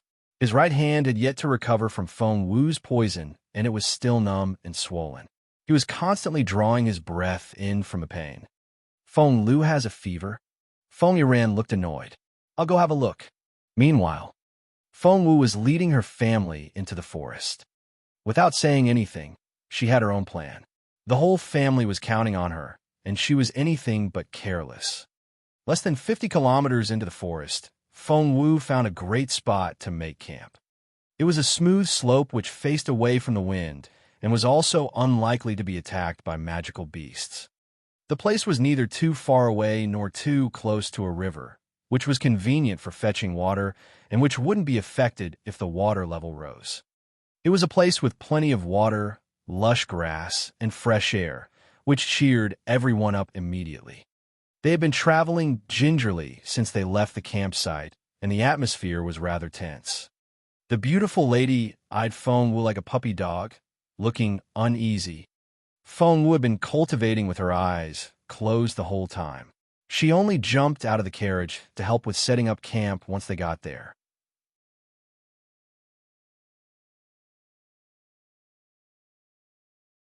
Chapter 278, The Superb Miss Wu. Chapter 278, The Superb Miss Wu. Feng Wu sensed the strange atmosphere and asked in confusion, "Why are all of you so quiet?"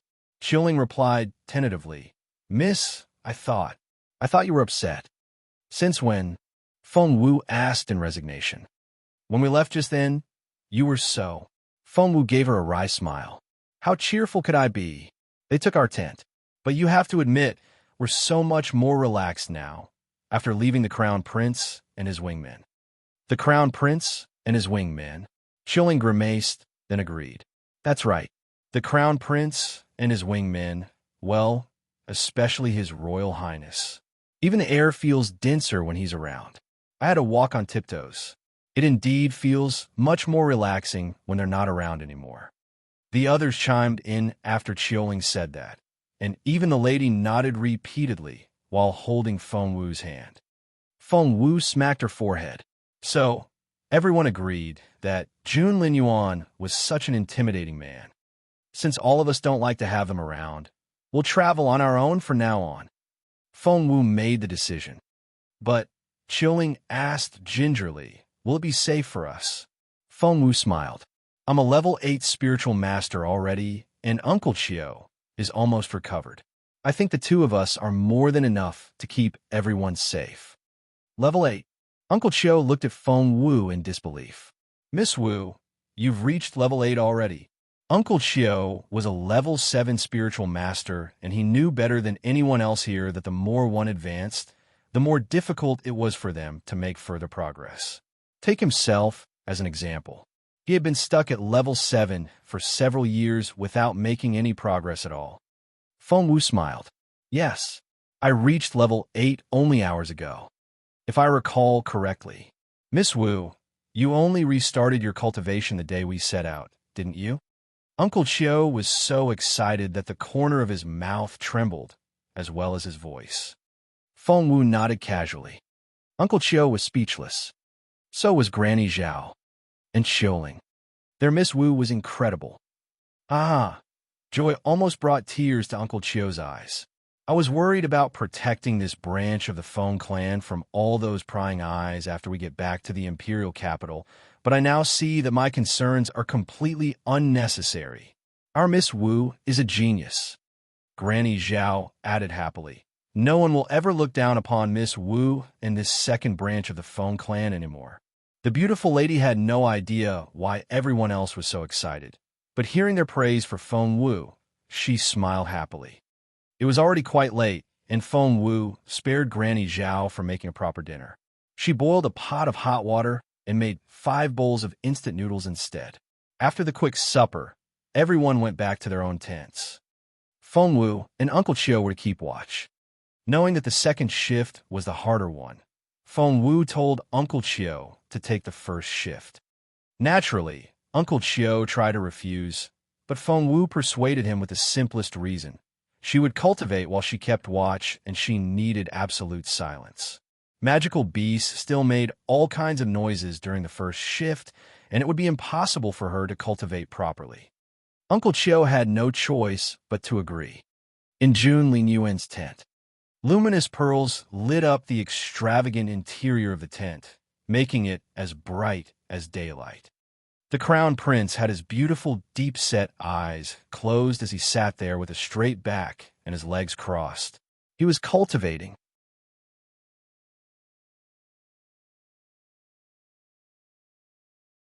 Chapter 279, The Restless Crown Prince. Chapter 279.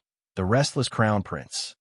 Usually, Jun Lin Yuan could enter the state of meditation as soon as he closed his eyes, but now, he had a big frown on his face. He was less than 15 minutes into his cultivation, and little Feng Wu had popped into his head no less than 10 times. Jun Lin Yuan opened his eyes and looked very grim. For the first time in his life, Jun Lin Yuan realized that he couldn't clear his head of distracting thoughts. He would go to sleep then. Climbing into his bed in frustration, Jun Lin Yuan pulled the duvet into his arms. However, as soon as he closed his eyes, little Feng Wu was there again, giving him a teasing wink. Jun Lin Yuan was astonished. Turning around in frustration, he tried lying on his other side. When he was finally getting a little sleepy, what happened earlier in the lake came back into his head like a slideshow. Jun Lin Yuan was amazed by how retentive his memory was. He remembered everything vividly, from when Feng Wu took off her undergarment to everything after that. The look in her eyes, her facial expressions, her movements, her voice. Blood rushed to Jun Lin Yuan's head. Thud! Jun Lin Yuan bolted up and punched the bed. Was this Feng Wu girl a witch or something? The bed was a makeshift one built from wood, and naturally, it couldn't withstand that punch. It crumbled with a crack. Feng Sun hadn't gone to bed yet, and had been walking around Jun Lin Yuan's tent in circles. From Jun Lin Yuan's position, Feng Sun looked like a lonely, wandering ghost. Hearing the noise, Feng Sun rushed into the tent immediately. Boss Jun! Boss Jun! However, what Feng Sun saw astonished him. Jun Lin Yuan sat there among broken pieces of wood with a duvet in his arms. The guy was too shocked to react. Feng Sun had never seen Jun Lin Yuan in such a sorry state before. This was Jun Lin Yuan, the all-powerful, resolute, and merciless crown prince who placed martial prowess above all else. However, the look on his face now reminded Feng Sun of a 5-year-old. Feng Sun wanted to suppress his laughter, but, ha ha ha! Feng Sun laughed until the muscles in his belly ached and tears rolled down his cheeks. Shut up! Jun Lin Yuan snapped. Unable to fight back his laughter, Feng Sun dashed out of the tent and guffawed. Jun Lin Yuan sat there in embarrassment. He would never have been discovered in this state if not for that girl. The vindictive young crown prince found another grudge to hold against Feng Wu. While Feng Sun was finally able to stop laughing, he had also caught the attention of everyone else. Yin Yin was the first to react to his laughter. Rushing to his side, she asked, "What was that? What happened? Cousin, what's so funny? Tell me." Feng Sun ignored Yin Yin's question and snorted at her. "Go back to bed. You're going back to your mother first thing in the morning. This is not the right place for you." Yin Yin didn't reply, but she had already made up her mind.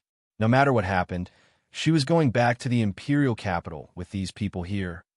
She had successfully chased Feng Wu away without breaking a sweat, hadn't she? Ha ha! Yin Yin was so pleased with herself for that achievement. There, he pointed to the northeast and narrowed his eyes. They saw flames rising over there, lighting up the night sky. The look on Feng Sun's face changed. That's in the direction of the route back to the Imperial capital. Xian nodded. And little Feng Wu left in that direction. Xian nodded again. Without thinking, Feng Sun rushed into Jun Lin Yuan's tent and cried out, "Boss Jun, help!" Jun Lin Yuan's face was as unruffled as an old well. He darted a haughty look at Feng Sun. "It's little Feng Wu."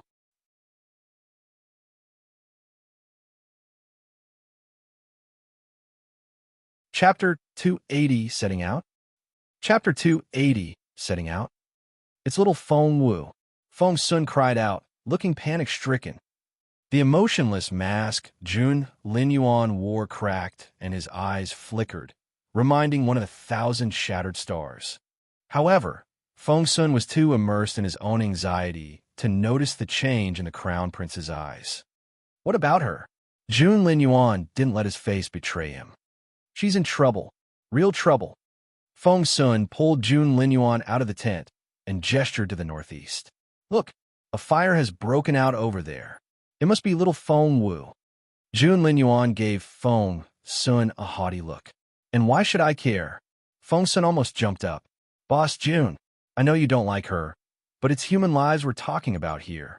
How can you be so cold? Forget it.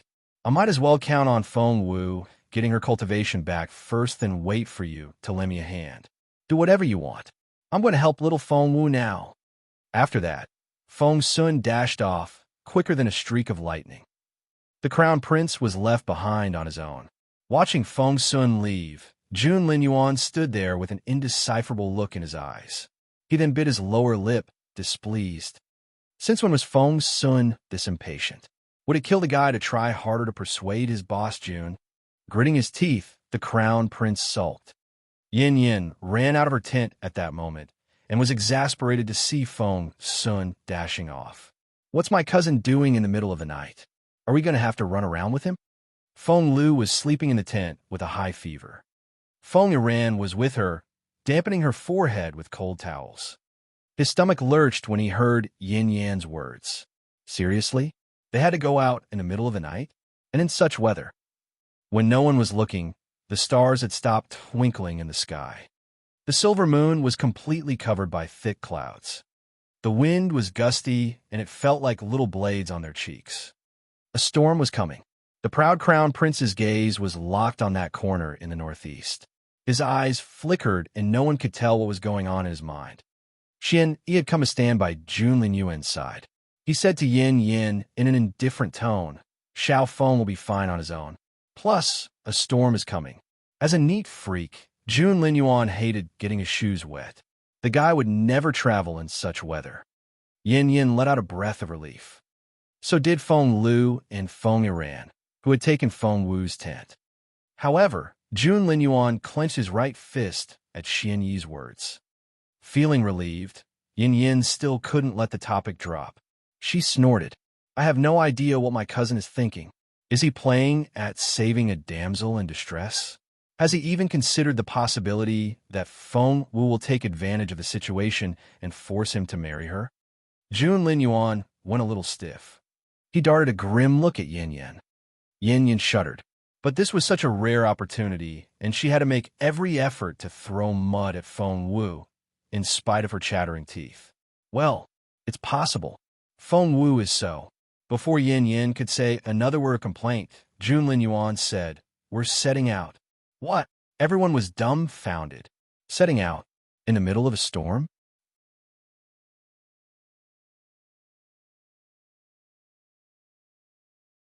Chapter 281. Wait for me. Chapter 281. Wait for me. However, the crown prince was already on horseback after that brief command. The next moment, he had dashed off. Xian Yi was quick to react. He hopped nimbly onto his own palm-red horse to follow Jun Linyuan and urged the horse forward with a hi-ya. In an instant, both Jun Linyuan and Xian Yi were out of sight as the others watched both guys disappear into the rain. Yin Yin was stunned. Was it something she said? Why did the crown prince leave all of a sudden? All she said was that she didn't want Feng Wu to pester her cousin. Was that what the crown prince was worried about as well? Did he leave in a hurry to help her cousin? Yin Yin had smuggled herself here just to get closer to Jun Linyuan and take advantage of the opportunity. She was more than happy to spice things up a little. However, there was no point staying here when Jun Linyuan wasn't around. Yin Yin jumped onto a horse and dashed off as well. Cousin, your royal highness, wait for me. Both Feng Yiran and Feng Lu were baffled in the tent. They exchanged looks of bewilderment. What should they do now? They might never be able to get this close to Jun Linyuan again. It had taken them some painstaking effort to remain in Jun Linyuan's vicinity, and it would be such a shame to let this opportunity go to waste. Lu, do you think you can make it? Feng Yiran asked. Yes, brother. We have to set out now. Feng Wu's whipping had given Feng Lu cuts and bruises all over her body. The wounds were infected, and she had a high fever, which made her delirious. However, she had still been able to put together a plan. If she couldn't get the crown prince's attention under normal circumstances, she would try to arouse his pity with her fragile health. Meanwhile, in Feng Wu's camp, a forest riddled with magical beasts wouldn't be very quiet at night. During her shift, Feng Wu spotted a pack of flame cheetahs. As the name suggested, this type of cheetah was born with a fire attribute, and its sole ability was to spit fire. Plus, they often did it as a group. Feng Wu had some repellent with her. Rising to her feet, she drew a safe circle around their tent with it. After that, she walked out of the circle and stared coldly at the cheetahs. There were 100 of them in total. Their eyes were fluorescent green in the dark, and as they looked back at Feng Wu, they opened their mouths, baring their sharp fangs. Feng Wu smiled a little. The timing was perfect.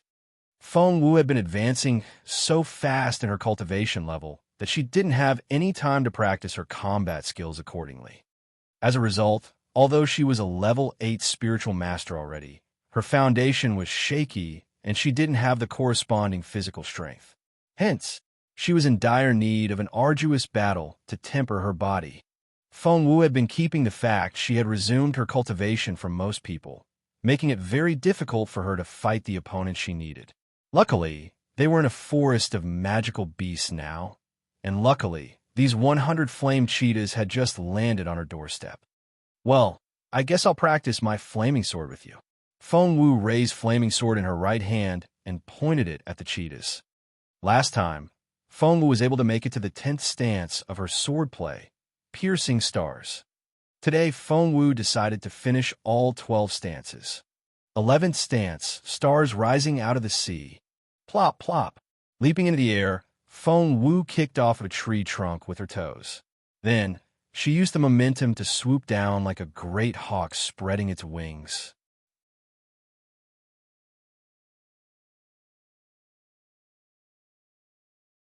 Chapter 282, Stars in Heaven. Chapter 282, Stars in Heaven. Flames burst out from the tip of her flaming sword, and the flames leapt toward the sky. Under the moonlight, the sword looked resplendent. Sparks flew in all directions, and all the flame cheetahs spat fire at Feng Wu. Instantly, flames sprang up, as if half of the sky was burning. That was what had caught Feng Sun's attention earlier. Feng Wu smiled. Bring it on. As the cheetahs stood on their hind legs to leap at Feng Wu had already crouched down. Standing up, the cheetah's great stature put them at twice Feng Wu's height. Hence, when Feng Wu bent forward and flitted past them, they couldn't even touch her sleeves.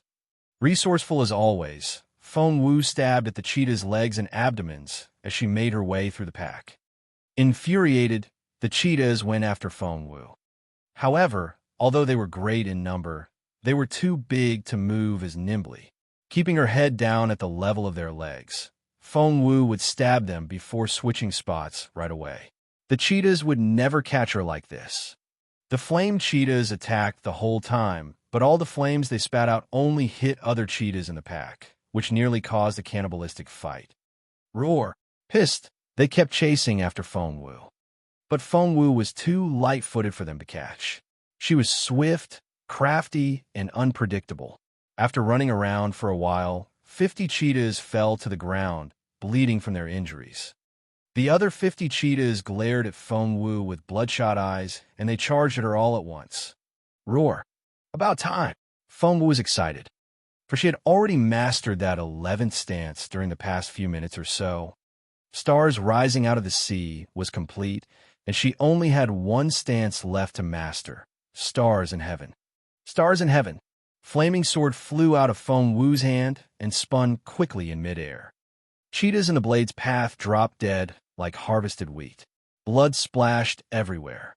Before they knew it, this place had turned into a living hell for them. Stars in Heaven was a fierce stance that was perfect for destroying magical beasts in large numbers.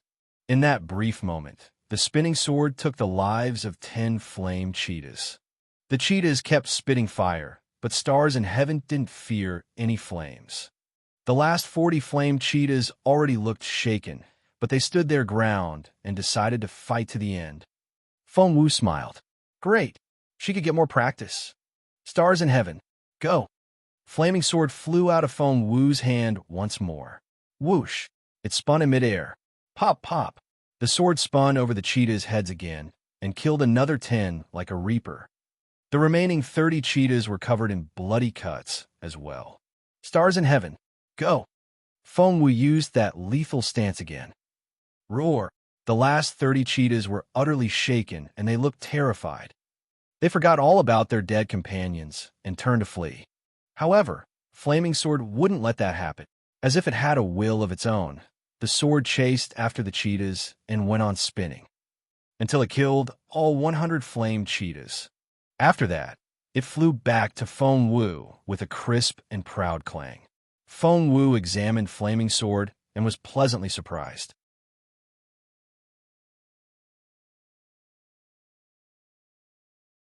Chapter 283. She Won't Talk to Me. Chapter 283. She Won't Talk to Me. This sword was divine. Together with the sword stances, it was like giving a tiger wings. Thanks to Flaming Sword and the stances, Feng Wu finally had some combat skills she could count on, which would make her life back in the Imperial capital a little safer. Feng Wu was going to take care of the dead bodies when the sword flew out again and circled in the air over the dead cheetahs.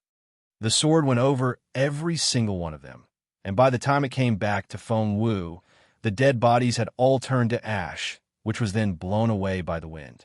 Without leaving a trace, Feng Wu was speechless. Only then did she realize that Flaming Sword had absorbed all the fire energy in the cheetahs, and without which the bodies disintegrated. That was incredible.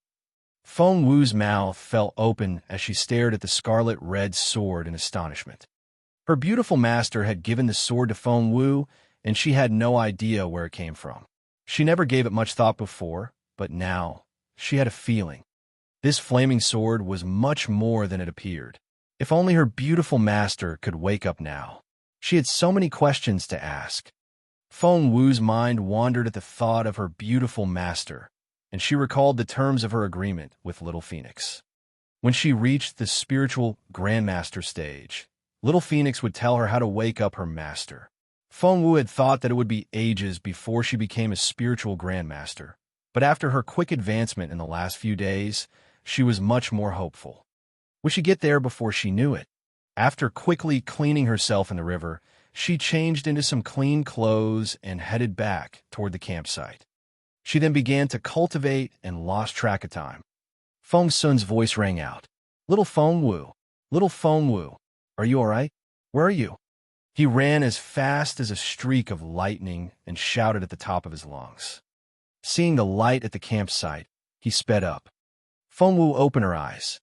A storm had risen when she wasn't looking. Rain poured down from the thick clouds above, splashing muddy water everywhere. The rain also washed away what was left of the cheetah's ashes. Good. Feng Wu inwardly nodded in satisfaction. Through the curtain of rain, she saw a teenager dashing toward her like a shooting arrow.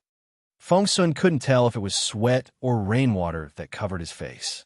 He then saw Feng Wu standing gracefully in a shelter built from branches, with a peaceful look on her face. His heart skipped a beat, and he rushed to her side, wanting to pull her into his arms. However, before he could do so, a slender yet strong hand grabbed him by his right shoulder and threw him in the other direction. Feng Wu looked up and met Jun Linyuan's piercing black eyes. She ignored the crown prince, who looked like a pissed-off lion. Rushing into the rain, she helped Feng Sun up with both hands and asked attentively, Feng Sun, are you all right? Are you hurt anywhere?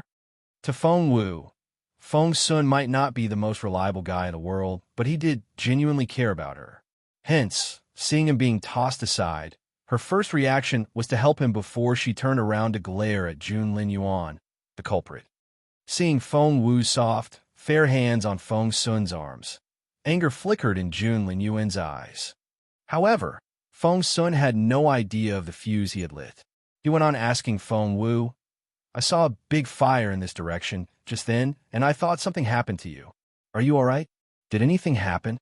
Feng Wu would be lying if she said that she wasn't touched by Feng Sun's genuine concern. She smiled at him. I'm standing here in one piece, aren't I?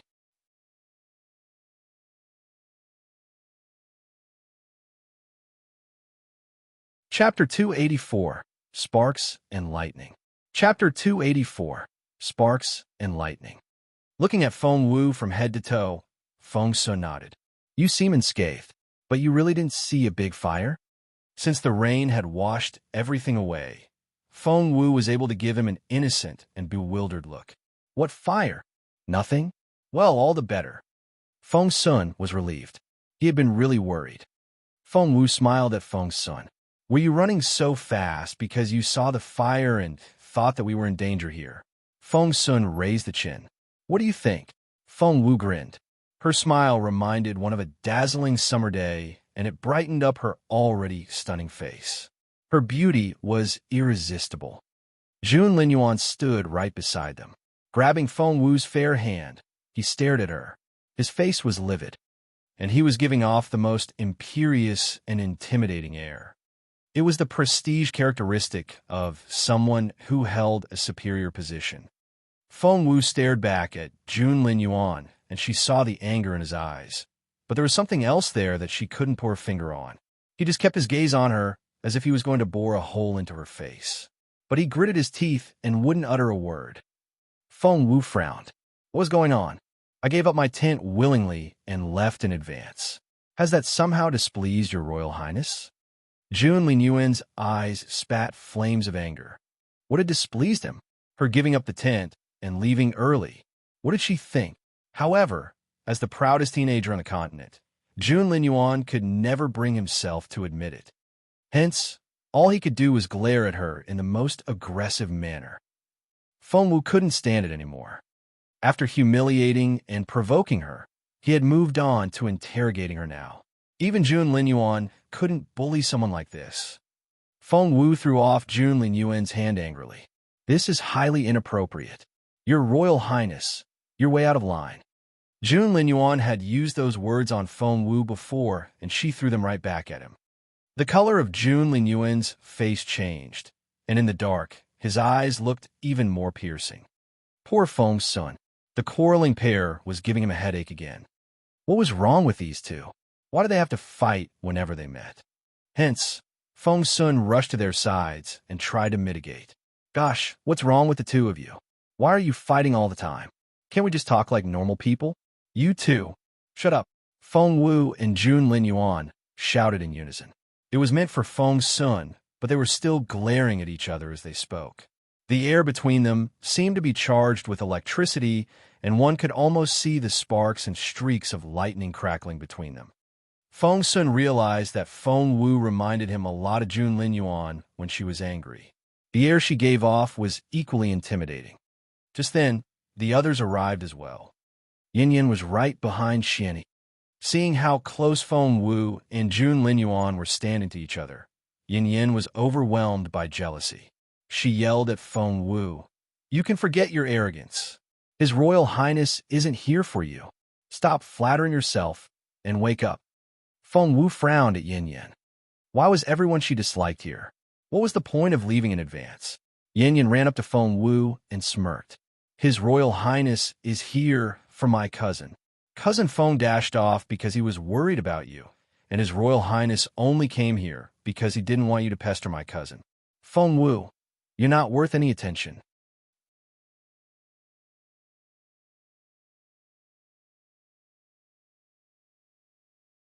Chapter 285. So Pissed. Chapter 285. So Pissed.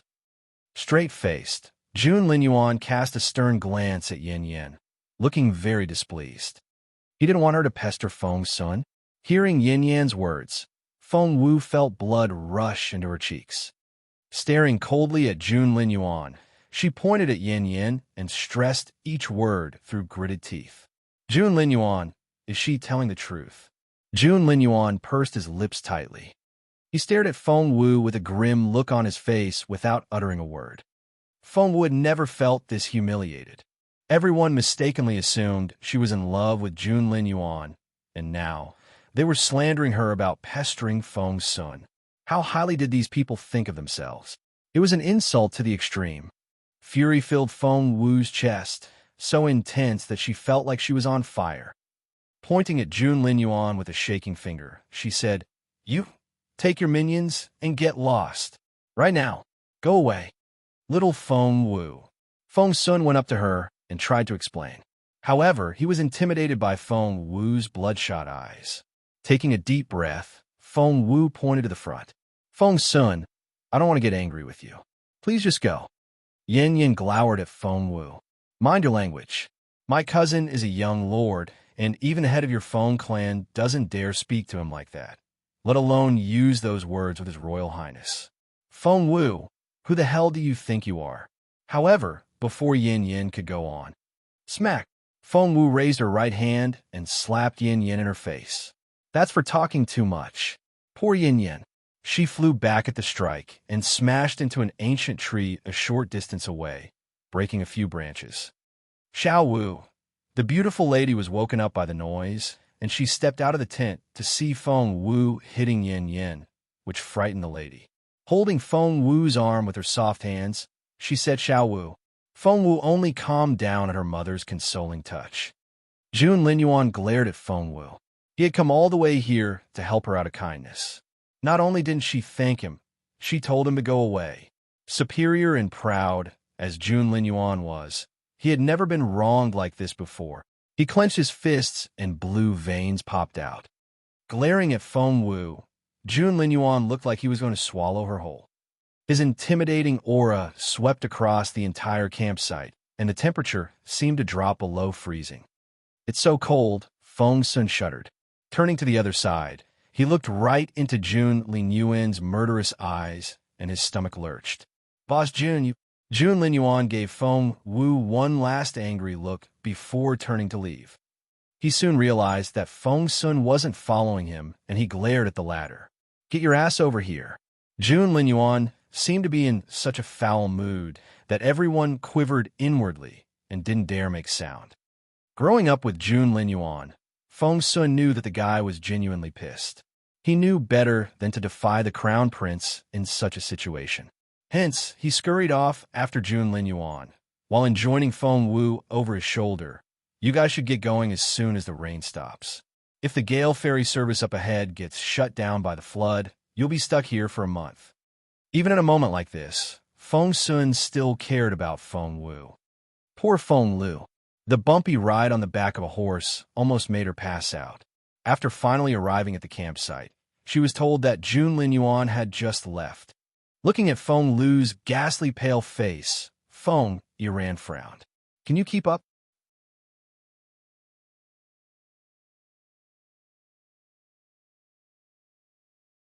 Chapter 286. Zhuoqingwan has leveled up. Chapter 286. Zhuoqingwan has leveled up. Debilitated, Feng Lu was too weak to even breathe properly, but she gritted her teeth and said nonetheless, We must keep going. She darted a gloating look at Feng Wu as she said so. The crown prince really didn't like Feng Wu at all, otherwise he would never leave her here deep inside a forest. Up ahead, Jun Linyuan took the lead and rode very fast. Cold rainwater slapped against his face and body. It was bone-chillingly cold. However, when he recalled Feng Wu's smile for Feng Sun and the fact that she had ignored him completely without so much as darting a look in his direction, even the cold rain couldn't extinguish the flames of fury in Jun Linyuan's chest. Poor Feng Sun. He had no idea that he was the source of Jun Linyuan's tantrum, and right now, he was nagging Xian Yi for an explanation. Boss Jun is so mad. Did someone piss him off? Rubbing his nose, Xian Yi gave Feng Sun a meaningful look. Feng Sun didn't take the hint and looked back at Xian Yi in confusion. Yin Yin caught up with him at that moment, and she tugged at Feng Sun's sleeve.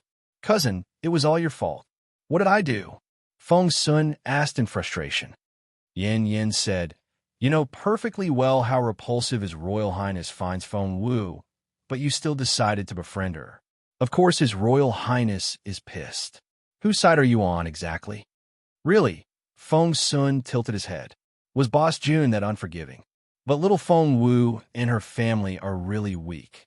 It's by sheer luck that nothing has happened to them so far. Who knows when they will run into magical beasts? If they do, by now, they were almost 50 kilometers away from Feng Wu's campsite, and he wouldn't be able to keep an eye on her if they went any further. Jun Linyuan nimbly dismounted. Feng Sun ran up to him right away and said ingratiatingly, Boss June, the rain is too heavy for us to keep going. How about we build a tree house here and take shelter in it? He had expected to be turned down, but the crown prince only glanced at him and nodded. I'll go chop up some wood and start working on the tree house. Ha ha! Little Feng Wu and her family can stay overnight in it when they get here tomorrow. After that, Feng Sun was about to get on with the task.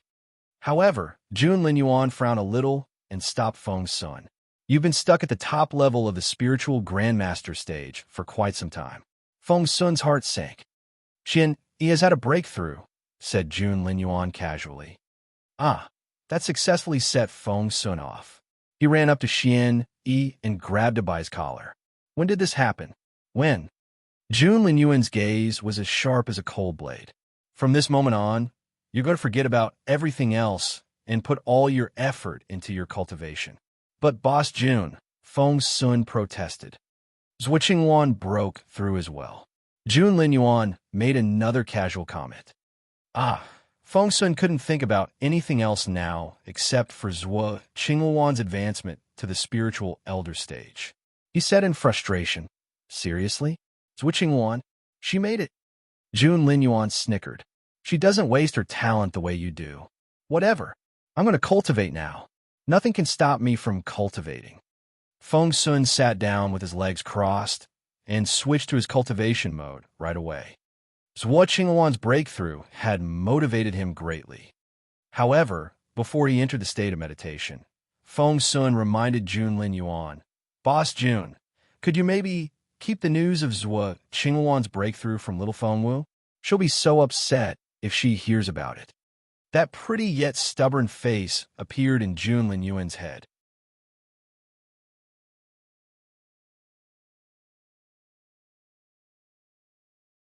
Chapter 287, What's Boss Jun's Problem? Chapter 287, What's Boss Jun's Problem?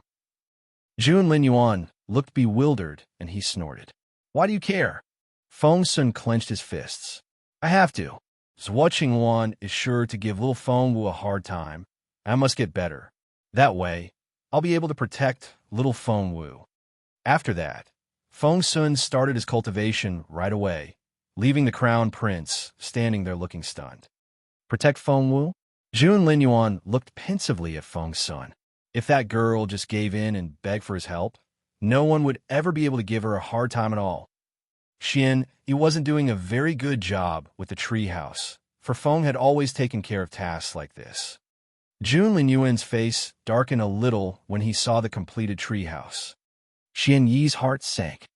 As expected, Jun Linyuan frowned a little and said, Too small. Too small? How could that be? He had used the exact measurements as Feng had.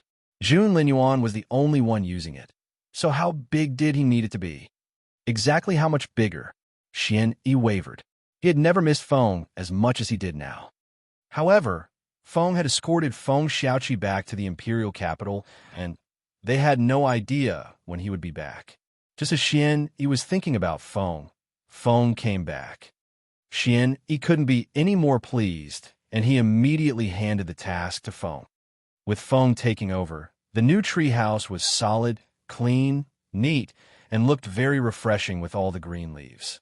However, Jun Linyuan took a glance and went on frowning. It was obvious that he was still displeased. Xian Yi and Feng exchanged looks of bewilderment.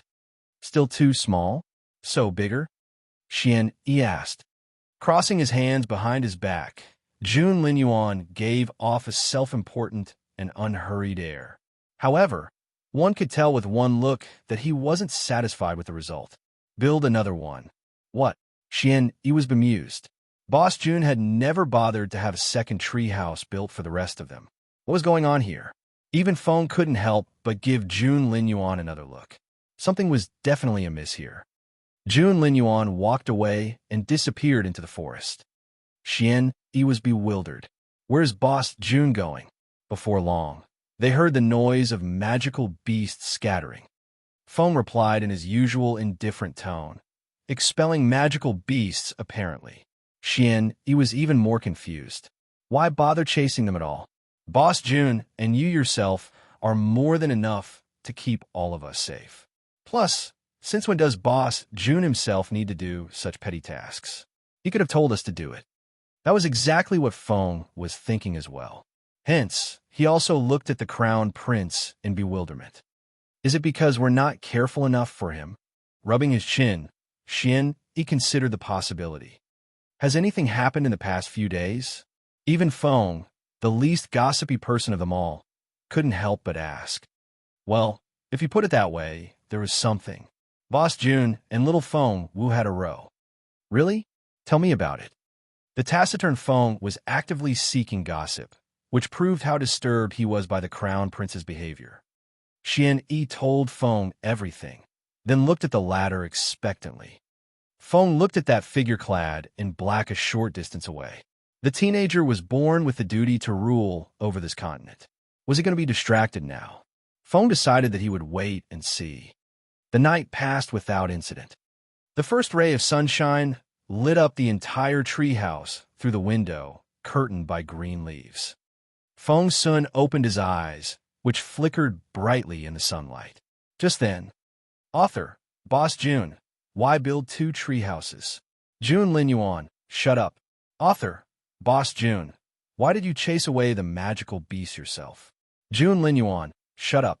Author, was it because you thought the others wouldn't be as careful about it as you?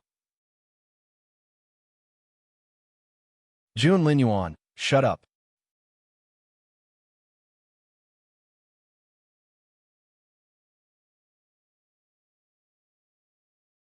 Chapter 288.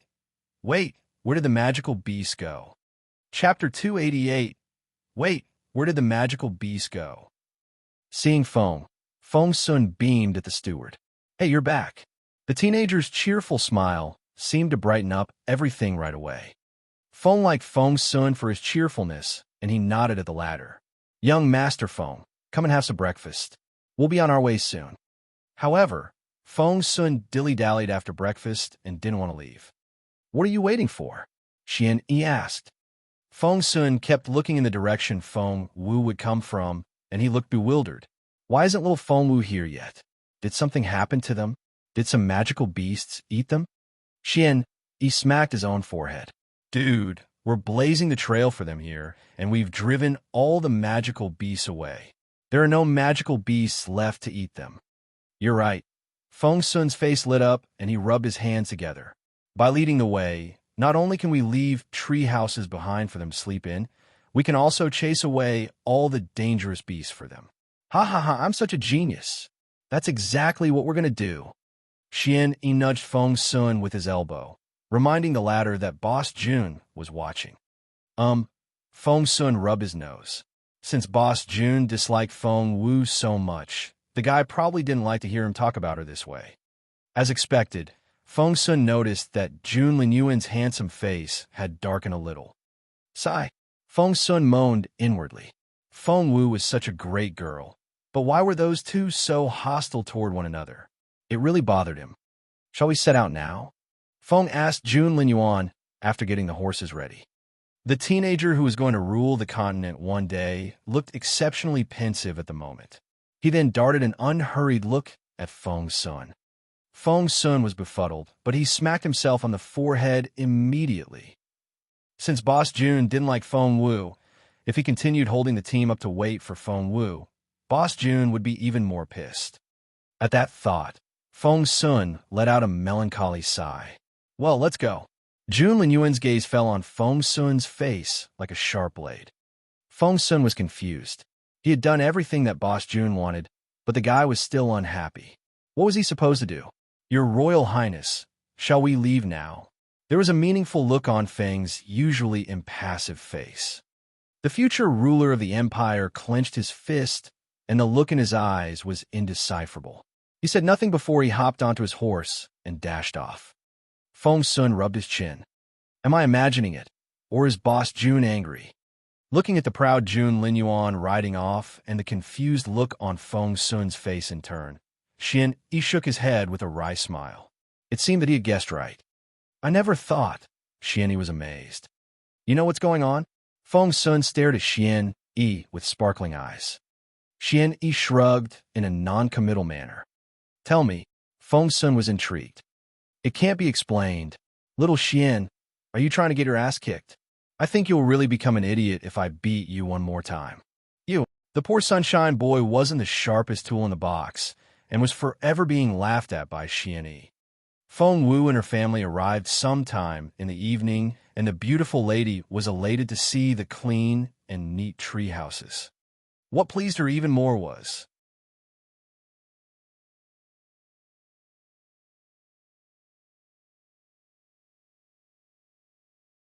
Chapter 289. She Needs Combat. Chapter 289. She Needs Combat. As they traveled on, someone seemed to have cleared the trail for them, leaving behind nice tree houses and game ready to eat. However, Feng Wu wasn't happy at all. She needed her practice. She needed real combat. They were about to reach the Imperial capital, and she needed all the opportunities she could get to improve. Those people would eat her alive if she wasn't tough enough.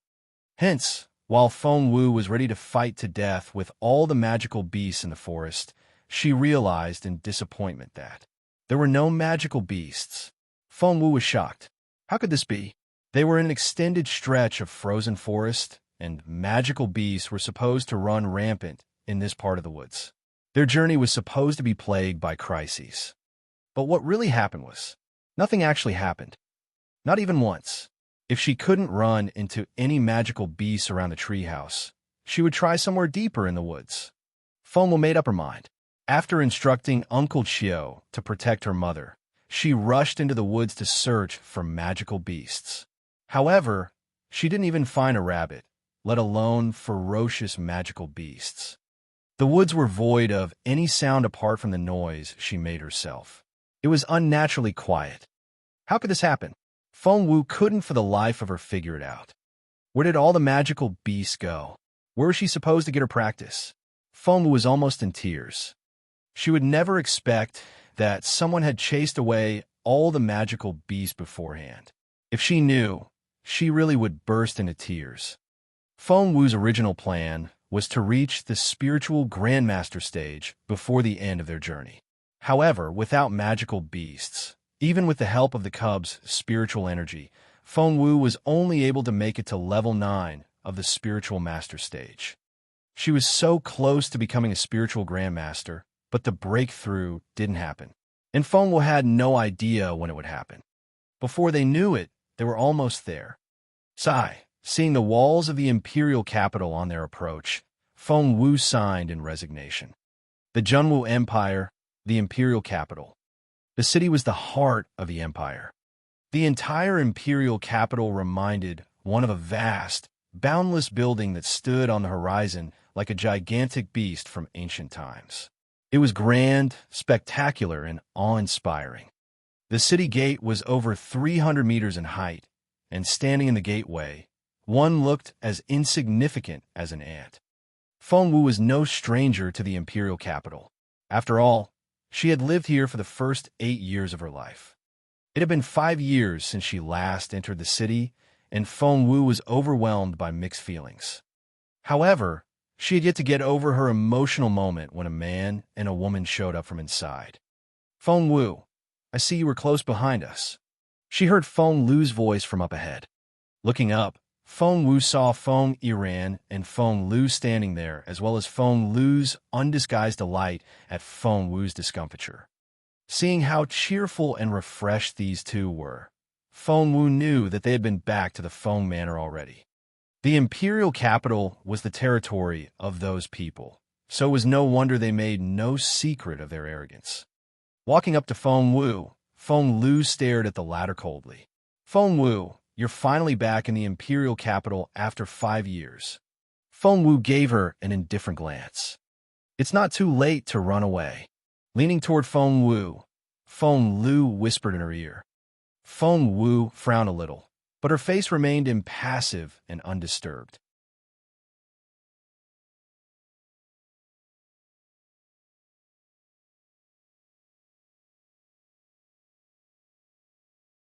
Chapter 290. How can she do such a thing? Chapter 290. How can she do such a thing? Well, if you're going to stay, then get ready for my revenge. Feng Wu, you've just walked into your living hell. Feng Wu only darted a look at Feng Lu, then went back in her own carriage. She didn't act out? Feng Lu was disappointed. Her plan was to make a scene right outside the city gate, so that the entire Imperial capital would hear about the return of Feng Wu, the good-for-nothing. That way, Feng Wu would be ridiculed by everyone. Feng Yuan went up to Feng Lu. Xiao Lu, let's go back. The beautiful lady was scared. She took Feng Wu's hand and looked nervously at the latter. I'm right here, and nothing is going to happen to you. Feng Wu caressed her mother's fine, slim hands, and her face looked a little grim in the sunlight. Their carriage moved on, carrying them toward the manor of the Feng clan. They could hear all the people talking on the street. Feng Wu is back. Which Feng Wu? Which one do you think? The genius Feng Wu that used to be as famous as Jun Lin Yuan. Right, that good-for-nothing who lost her true phoenix blood. I thought she was long dead. She isn't, but they banished her to the border. I didn't think she would come back after 5 years. The cripple has some balls to come back now. Doesn't she realize that she will get nothing but ridicule and taunts here? Sitting in the carriage with her legs crossed and her eyes closed, Feng Wu was absorbed in her cultivation. This was a world which valued martial prowess above anything else. Ever since losing her status as the little genius, she was surrounded by nothing but sneers and taunts. It had been Zhuo Qingluan's doing all along, destroying Feng Wu's true phoenix blood. But the victim became the one who got the blame. Nice job, Zhuo family. Do you remember? There was a girl back then that was equally as famous as Feng Wu. Of course we do. That's Zhuo Qingyun, the eldest daughter of the Zhuo family. She's not Zhuo Qingyun anymore. She goes by the name Zhuo Qingluan now.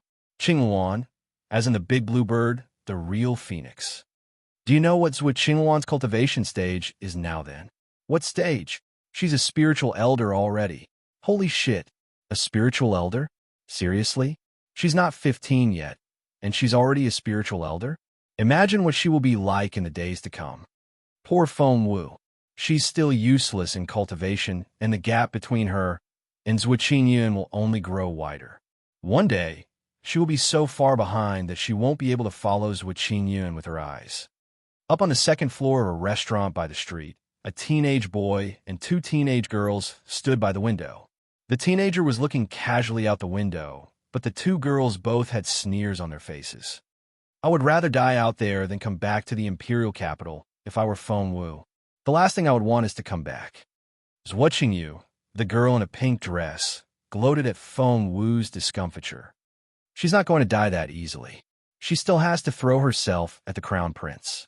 You have no idea how shamefully cloying she was during the entire trip.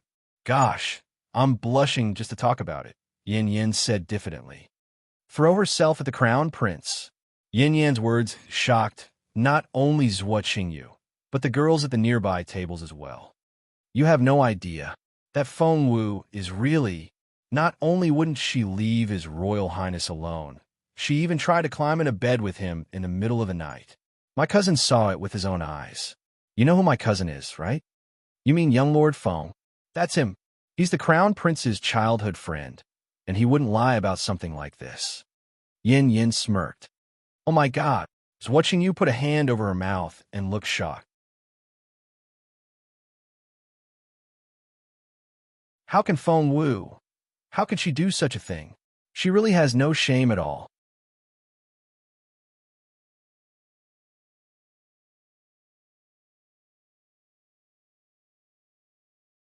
Chapter 291, The Feng Clan. Chapter 291, The Feng Clan. Of course we can't imagine it. She grew up practicing it. What then? What happened after that? Zhuo Qingyu asked eagerly. Well, Yin Yin gave a mysterious smile and paused for effect. By now, everyone in the restaurant was astonished by what Yin Yin had revealed. Many young ladies were jealous of Feng Wu for her previous engagement to Jun Lin Yuan and would throw mud at her whenever they had a chance. Guys, on the other hand, had a pretty good impression of Feng Wu and often pitied her for what she went through. But if what Yin Yin said was true, Feng Wu was a cripple as well as an idiot for losing her head over love. There was nothing good they could say about her anymore. Holding Yin Yan's arm, is watching you pressed. Tell us, what happened after that? Did His Royal Highness throw her out? That had to be what happened, right? Yin Yan said ambiguously. Do you think with His Royal Highness's temperament, he would cut her loose that easily? Wow! The restaurant erupted in astonishment. The longer Yin Yan held back, the more curious they became. Everyone loved good gossip, and more girls than one could count were in love with Junlin Yuan. This piece of information was so arresting that it spread like wildfire. It started in the restaurant, but before long, it took wings and flew to all corners of the Imperial capital. Have you heard? Feng Wu is so in love with the Crown Prince that she shamelessly tried to climb in a bed with His Royal Highness. Really? Of course. Young Lord Feng saw it with his own eyes. It can't be any more true. This Feng Wu, she's disgusting. Why hasn't she died already? The rumor spread at a speed faster than one could imagine. It reached the Feng clan house before Feng Wu did. The Feng clan. The current head of the clan was the old Mrs. Feng, Feng Wu's grandmother. After the old Master Feng, Feng Wu's grandfather, walked out on the clan, old Mrs. Feng took over the position as head of the clan.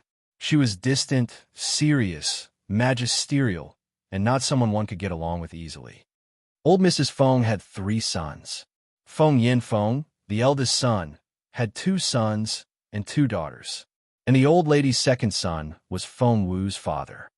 Feng Wu's irresponsible dad disappeared before Feng Xiaoqi was born and hadn't been heard from ever since. Feng Yin Feng, Feng Wu's eldest uncle, had 2 sons, Feng Yiran and Feng Yi, and 2 daughters, Feng Yi and Feng Lu. Feng Wu and Feng Xiaoqi were the 5th girl and 7th boy respectively in their clan generation.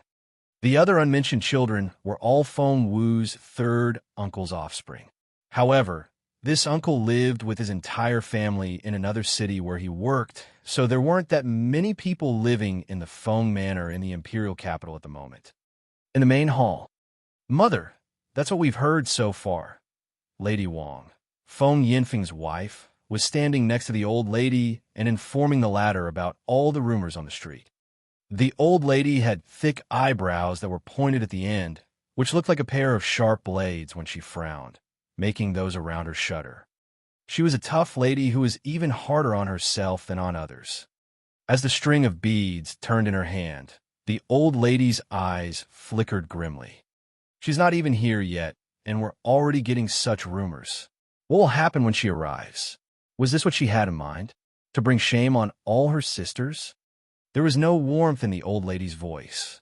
Despite having been around the old lady for so many years, Lady Wang still got the jitters when the old lady straightened her face. She's not here yet.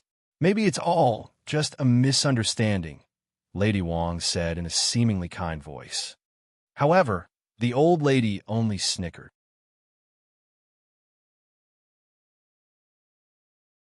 Misunderstanding? If that's the case, it only proves how stupid she is. Unlike everyone else, she's getting more foolish as she grows. Just then,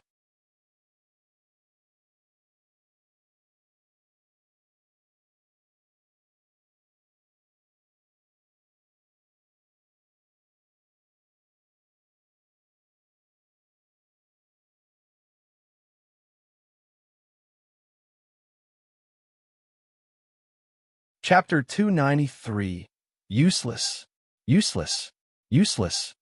Chapter 293, Useless, Useless, Useless.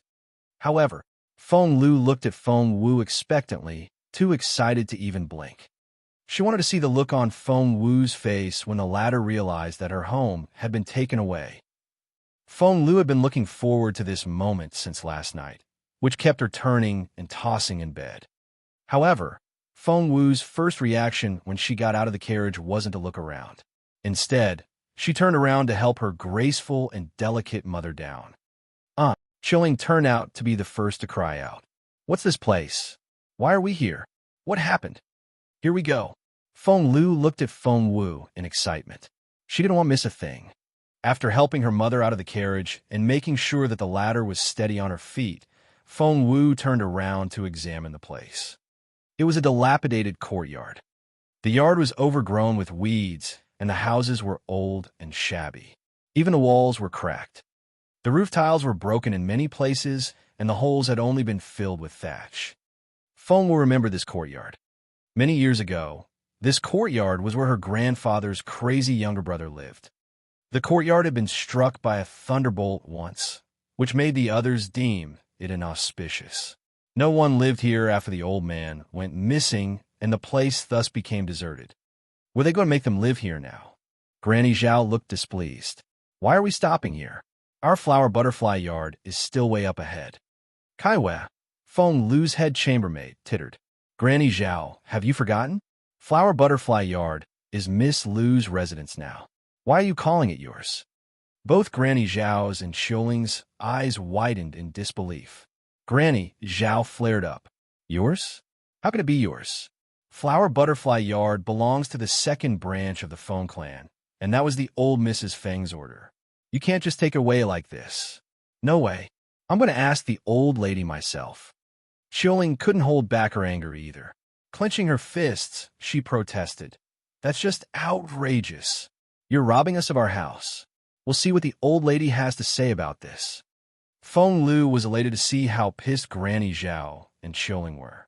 However, to her disappointment, Feng Wu's face remained impassive the whole time and didn't look disturbed at all.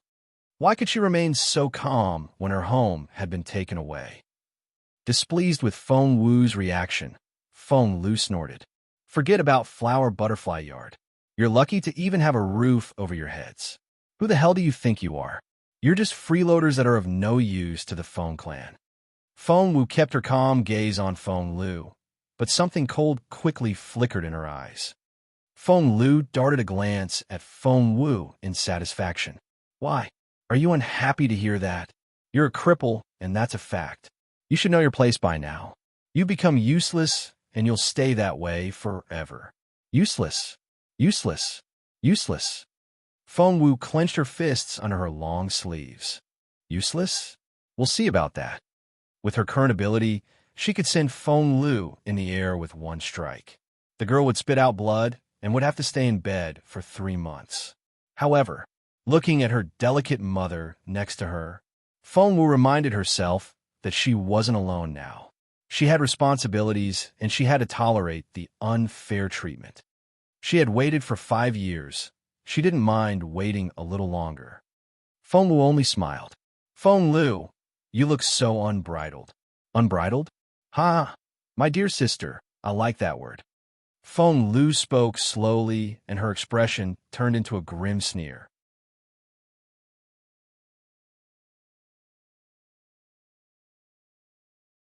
Chapter 294, Outrageous. Chapter 294, Outrageous. Lowering her voice, Feng Lu whispered in Feng Wu's ear, For everything you've done to me during the journey, I'll pay you back 100 times in the days to come. Feng Wu smiled. I'm looking forward to it. Feng Lu clenched her fists. That devil-may-care tone was so frustrating. You are? Wait and see. Feng Lu stormed off. She decided that she was going to draw up a plan to periodically abuse Feng Wu. She would come up with something small every day, and every month she would set a midterm goal. Her ultimate goal was to make Feng Wu live in hell. Feng Wu's family looked at one another in bewilderment after Feng Lu left. Miss Wu, Xiuling said with a long face. This is unacceptable. How can they make us live in such conditions? We're one of the branches of the family. Granny Zhao was also furious. Miss Wu, I'm going to see the old lady now, and I'll ask her about this. Feng Wu only smiled. Be patient. Miss Wu, patient?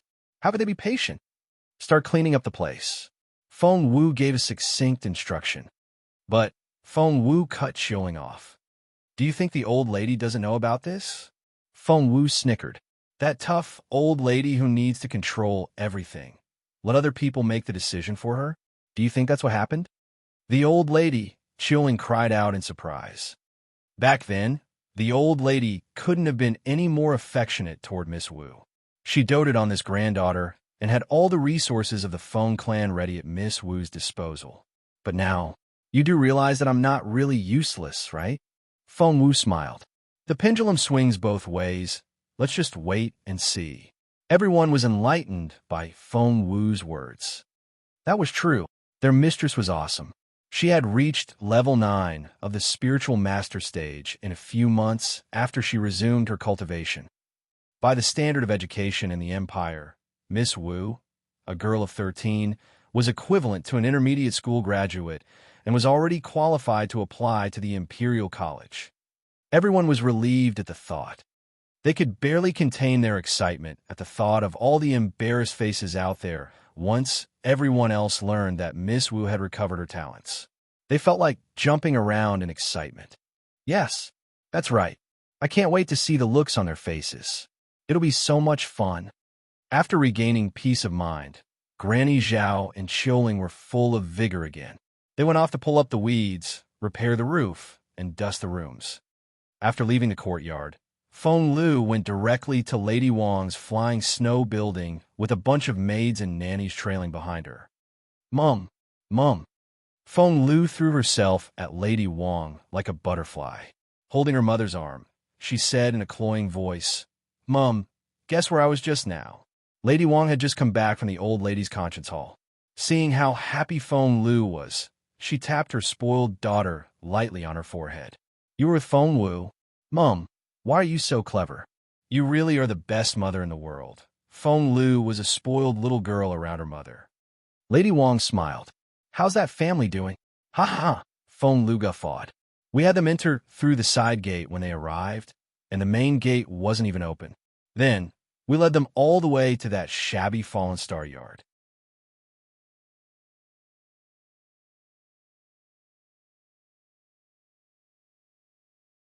Chapter 295, Shocked. Chapter 295, Shocked. Ha ha, Fallen Star Yard. Mum, don't you think that's the perfect name for Feng Wu? What had once been the brightest of the Imperial capital had fallen and had lain in the dust ever since. Lady Wang poked Feng Lu lightly in her forehead. Keep your voice down. Feng Lu couldn't care less. Why should I? I can laugh as loud as I want, and there's nothing she can do about it. Plus, so what if she hears me? What can that cripple do to me now? I can strike her down with a single slap. Not only am I laughing right now, I did so right in her face. And what was her reaction? Something flickered in Lady Wang's eyes. What could she possibly do? She might look all calm, but she must have been all furious inside. There's nothing she can do to me, so she had to swallow the humiliation. Ha ha, Mum, you have no idea how sorry Feng Wu looked.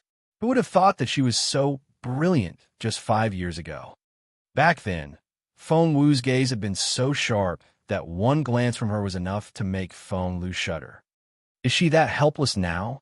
Lady Wang asked in a seemingly casual tone. Of course. Come, Mum. I'll show you what a sorry state they're in now. Feng Lu then dragged Lady Wang to Fallen Star Yard. Feng Lu couldn't hold back her excitement on the way. Fallen Star Yard has been deserted for so long, and the weeds are about as tall as I am. There's snakes, rats, and insects everywhere, and it's so remote. Isn't Feng Wu's little mother a coward and a neat freak? I like to see her live there. Feng Lu was confident that Feng Wu had been putting on an act as a tough girl. She definitely started crying the moment Feng Lu turned to leave. The door to Fallen Star Yard was closed tight, as if it was shutting out the outside world. Mum, let's open the door quietly. Feng Wu will be caught by surprise, and we'll see how sorry she looks. Ha ha ha. After that, Feng Lu let go of Lady Wang's hand, ran up to the door, and kicked it. Crack! The wooden door was already rotten, and Feng Lu's foot got stuck in the hole she made. Before she could draw her foot back, the plank in the door fell forward at the momentum, and it took Feng Lu with it. Flustered, Feng Lu reached out to grab Kai Wei. Poor Kai Wei. She could have easily stopped Feng Lu from falling, but she seemed to have stepped on something and lost her footing. Immediately, both girls fell forward together. Miss Lu, all the maids and nannies were exasperated, and they tried their best to stop Feng Lu from falling. But they were too late. Feng Lu fell onto the door face first, and she had never looked more sorry. The maids and nannies behind her all seemed to slip, and everyone fell forward. Everything happened so fast that it looked like they had been pulled forward by an invisible string. Thump, thump, thump. Lady Wong had come with a large entourage, which consisted of as many as a dozen maids and nannies. And all 12 people fell on a Feng Lu, and they crashed down hard. Bang! One body smashed on a Feng Lu. That hurt. Thud, thud, thud. Another 11 followed, and Feng Lu nearly burst into tears. Behind them, Lady Wong watched in disbelief. She was shocked.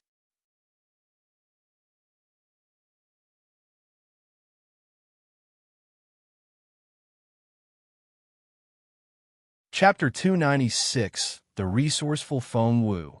Chapter 296, The Resourceful Feng Wu. Lady Wong watched this with a gaping mouth.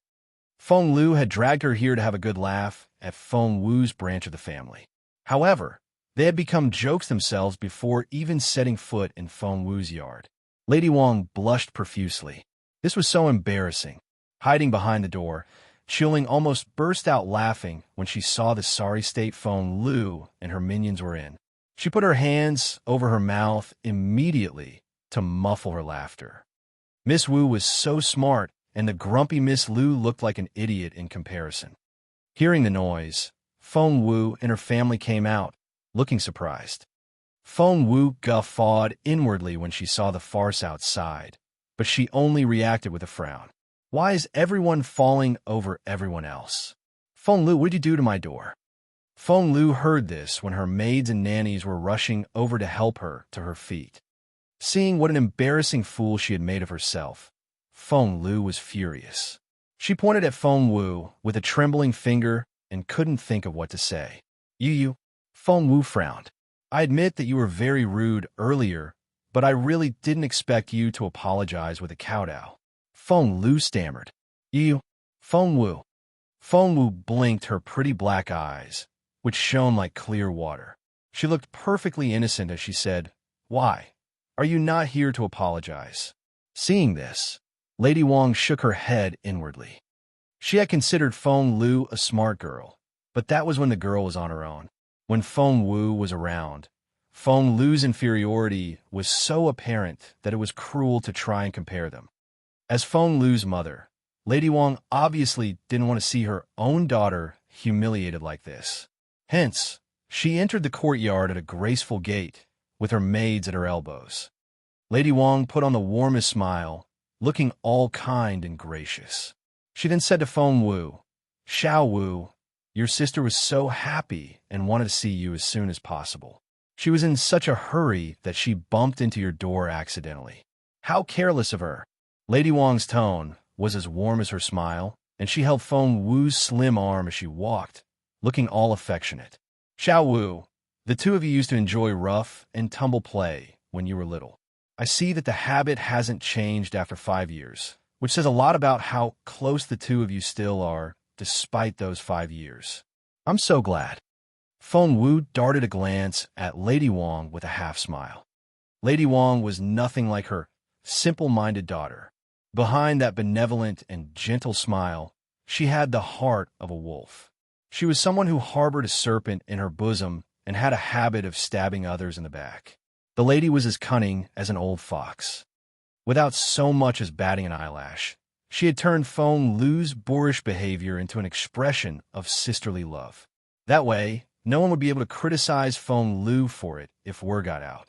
Lady Wong had taken some painstaking effort to keep Feng Lu out of trouble. Lady Wong was displeased by Feng Wu's silent smile. She felt as if the girl had seen through her right away in spite of her carefully prepared performance. This was why she had disliked Feng Wu ever since the girl was little, for the girl's knowing black eyes seemed to be able to see through all the plots and hypocritical acts in the world. Lady Wong could no longer keep up her performance.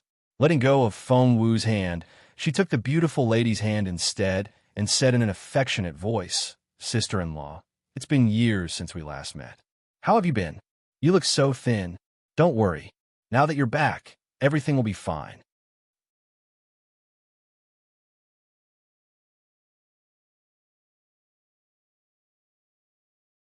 Chapter 297, The Old Fox. Chapter 297, the old fox. The beautiful lady obviously didn't like Lady Wong. Fear flickered in her limpid eyes, and she tried her best to draw her hand back. However, Lady Wong's grip was very tight. The lady was on the verge of tears. She turned to Feng Wu and pleaded with her eyes. Feng Wu went up to them and took Lady Wong by the wrist. "We're back now, and everything's going to be fine. My dear aunt, if that's the case, can we perhaps have our flower butterfly yard back?" The smile froze on Lady Wong's face. This was exactly why she didn't like Feng Wu. The kid would always disregard the feelings of others and get right to the point, embarrassing everyone. Before Lady Wong could reply, Feng Lu snorted. "I've been living in Flower Butterfly Yard for 5 years, and it's mine. Why should we give it to you? You people are robbers. You want to rob me of my home as soon as you come back." "Robbers? I finally know what a robber acts like a cop means." Feng Wu gave her a half smile. Seeing that Feng Lu was going to fight with Feng Wu again, Lady Wong smacked her forehead. Why did her daughter get agitated so easily? She had no choice but to intervene. "Xiao Wu, I know Flower Butterfly Yard used to belong to your branch of the family, but someone else must have lived there before you moved in. So technically, it isn't yours. Moreover, you were crippled, your brother became seriously ill, your mother lost her mind, and your father went missing. All this made your grandmother think that the house was cursed and would only bring bad luck to the family. She wanted to set fire to it. Xiao Lu stepped out then and bravely said that she would live there and turn bad luck into good. And she was right. The Feng clan has been living peacefully for the last 5 years. Everything's been going well, and there hasn't been any misfortune." Lady Wong spoke in her gentle voice. She knew perfectly when to pause, when to stress her words, and when to lower her pitch. She was an expert storyteller, which was what her husband loved the most about her. She then turned to Feng Wu with an aggrieved look on her face. "Xiao Wu, you're talking about Xiao Lu taking your house, but she's actually doing you a great favor by removing all the ill fortune for you. You don't have to thank her for it, but I'm really sad to hear you misunderstand her like this." Feng Lu stared at her mother with an open mouth. That was incredible.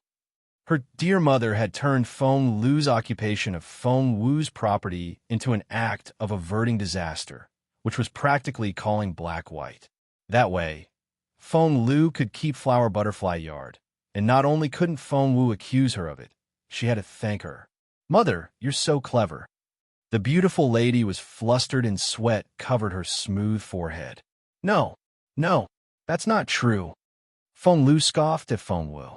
Could her mother say anything else apart from no? Feng Wu darted a glance at Feng Lu. "So what? My mother is beautiful."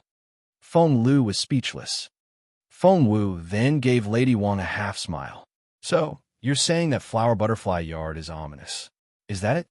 "That's right," said Lady Wong. "Even now, snakes and rats still crawl in every now and then, even after your sister moved in. That's how unpleasant the place is. Xiao Wu, you've lost your cultivation, and your mother is. I'm really doing this for your own good.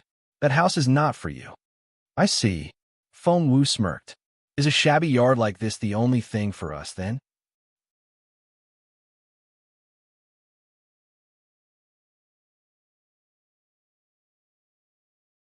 Chapter 298. Aunt, how kind of you. Chapter 298. Aunt, how kind of you. The tables and chairs all have parts missing, and the plates are all cracked.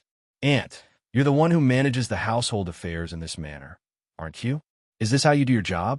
Maybe I should go talk to my uncle." Feng Wu's uncle, Lady Wong's husband, wasn't known for rectitude, but he cared about his reputation above all else, and Feng Wu knew exactly how to manipulate him. Lady Wong knew Feng Yinfeng's temperament only too well. She had no choice but to squeeze a reply out through gritted teeth. "There's really no need to mention those things. I was going to have them changed for you later. Xiao Wu, what kind of evil person do you take me for? Do you think I'll mistreat your family?" Feng Wu's bright eyes met Lady Wong's gaze, and she smiled knowingly at the latter. Lady Wong almost gave up on her act every time she saw that look in Feng Wu's eyes. And Lady Wong went on with her performance. "You shouldn't have done all this dirty work of weeding and mending the roof yourself. I brought people here with me just for that. You should have waited for me." Lady Wong heaved a deep sigh and looked at Feng Wu with pity. You must have gotten used to all the hardship out there if you're doing everything yourself. We're a noble family. Crippled or not, you're still a young lady of the Feng family. Someone with your distinguished status shouldn't never dirty your hands with hard labor like this. She then turned to scold the beautiful lady. How can you raise a daughter of the Feng clan into a wild girl like this? Mother is going to reproach you if she learns about this. Lady Wong was fuming inside. How could she not? She and Feng Lu had planned to see Feng Wu and her family crying their eyes out. However, Feng Lu had turned herself into a laughingstock before even setting foot in the yard, giving Feng Wu a chance to jeer at her. After they entered the courtyard, they saw that not only wasn't the family crying, they had even cleaned up the shabby fallen star yard. Instead, Lady Wong had been taunted by Feng Wu over and over again until the former promised to send them the necessities. Her original plan had been to stall until Feng Wu pleaded with her in tears. Feng Wu smiled at Lady Wong. Aunt, you're mistaken. Surely not. How adorable you used to be. Look at how rough you are now. Feng Wu smiled.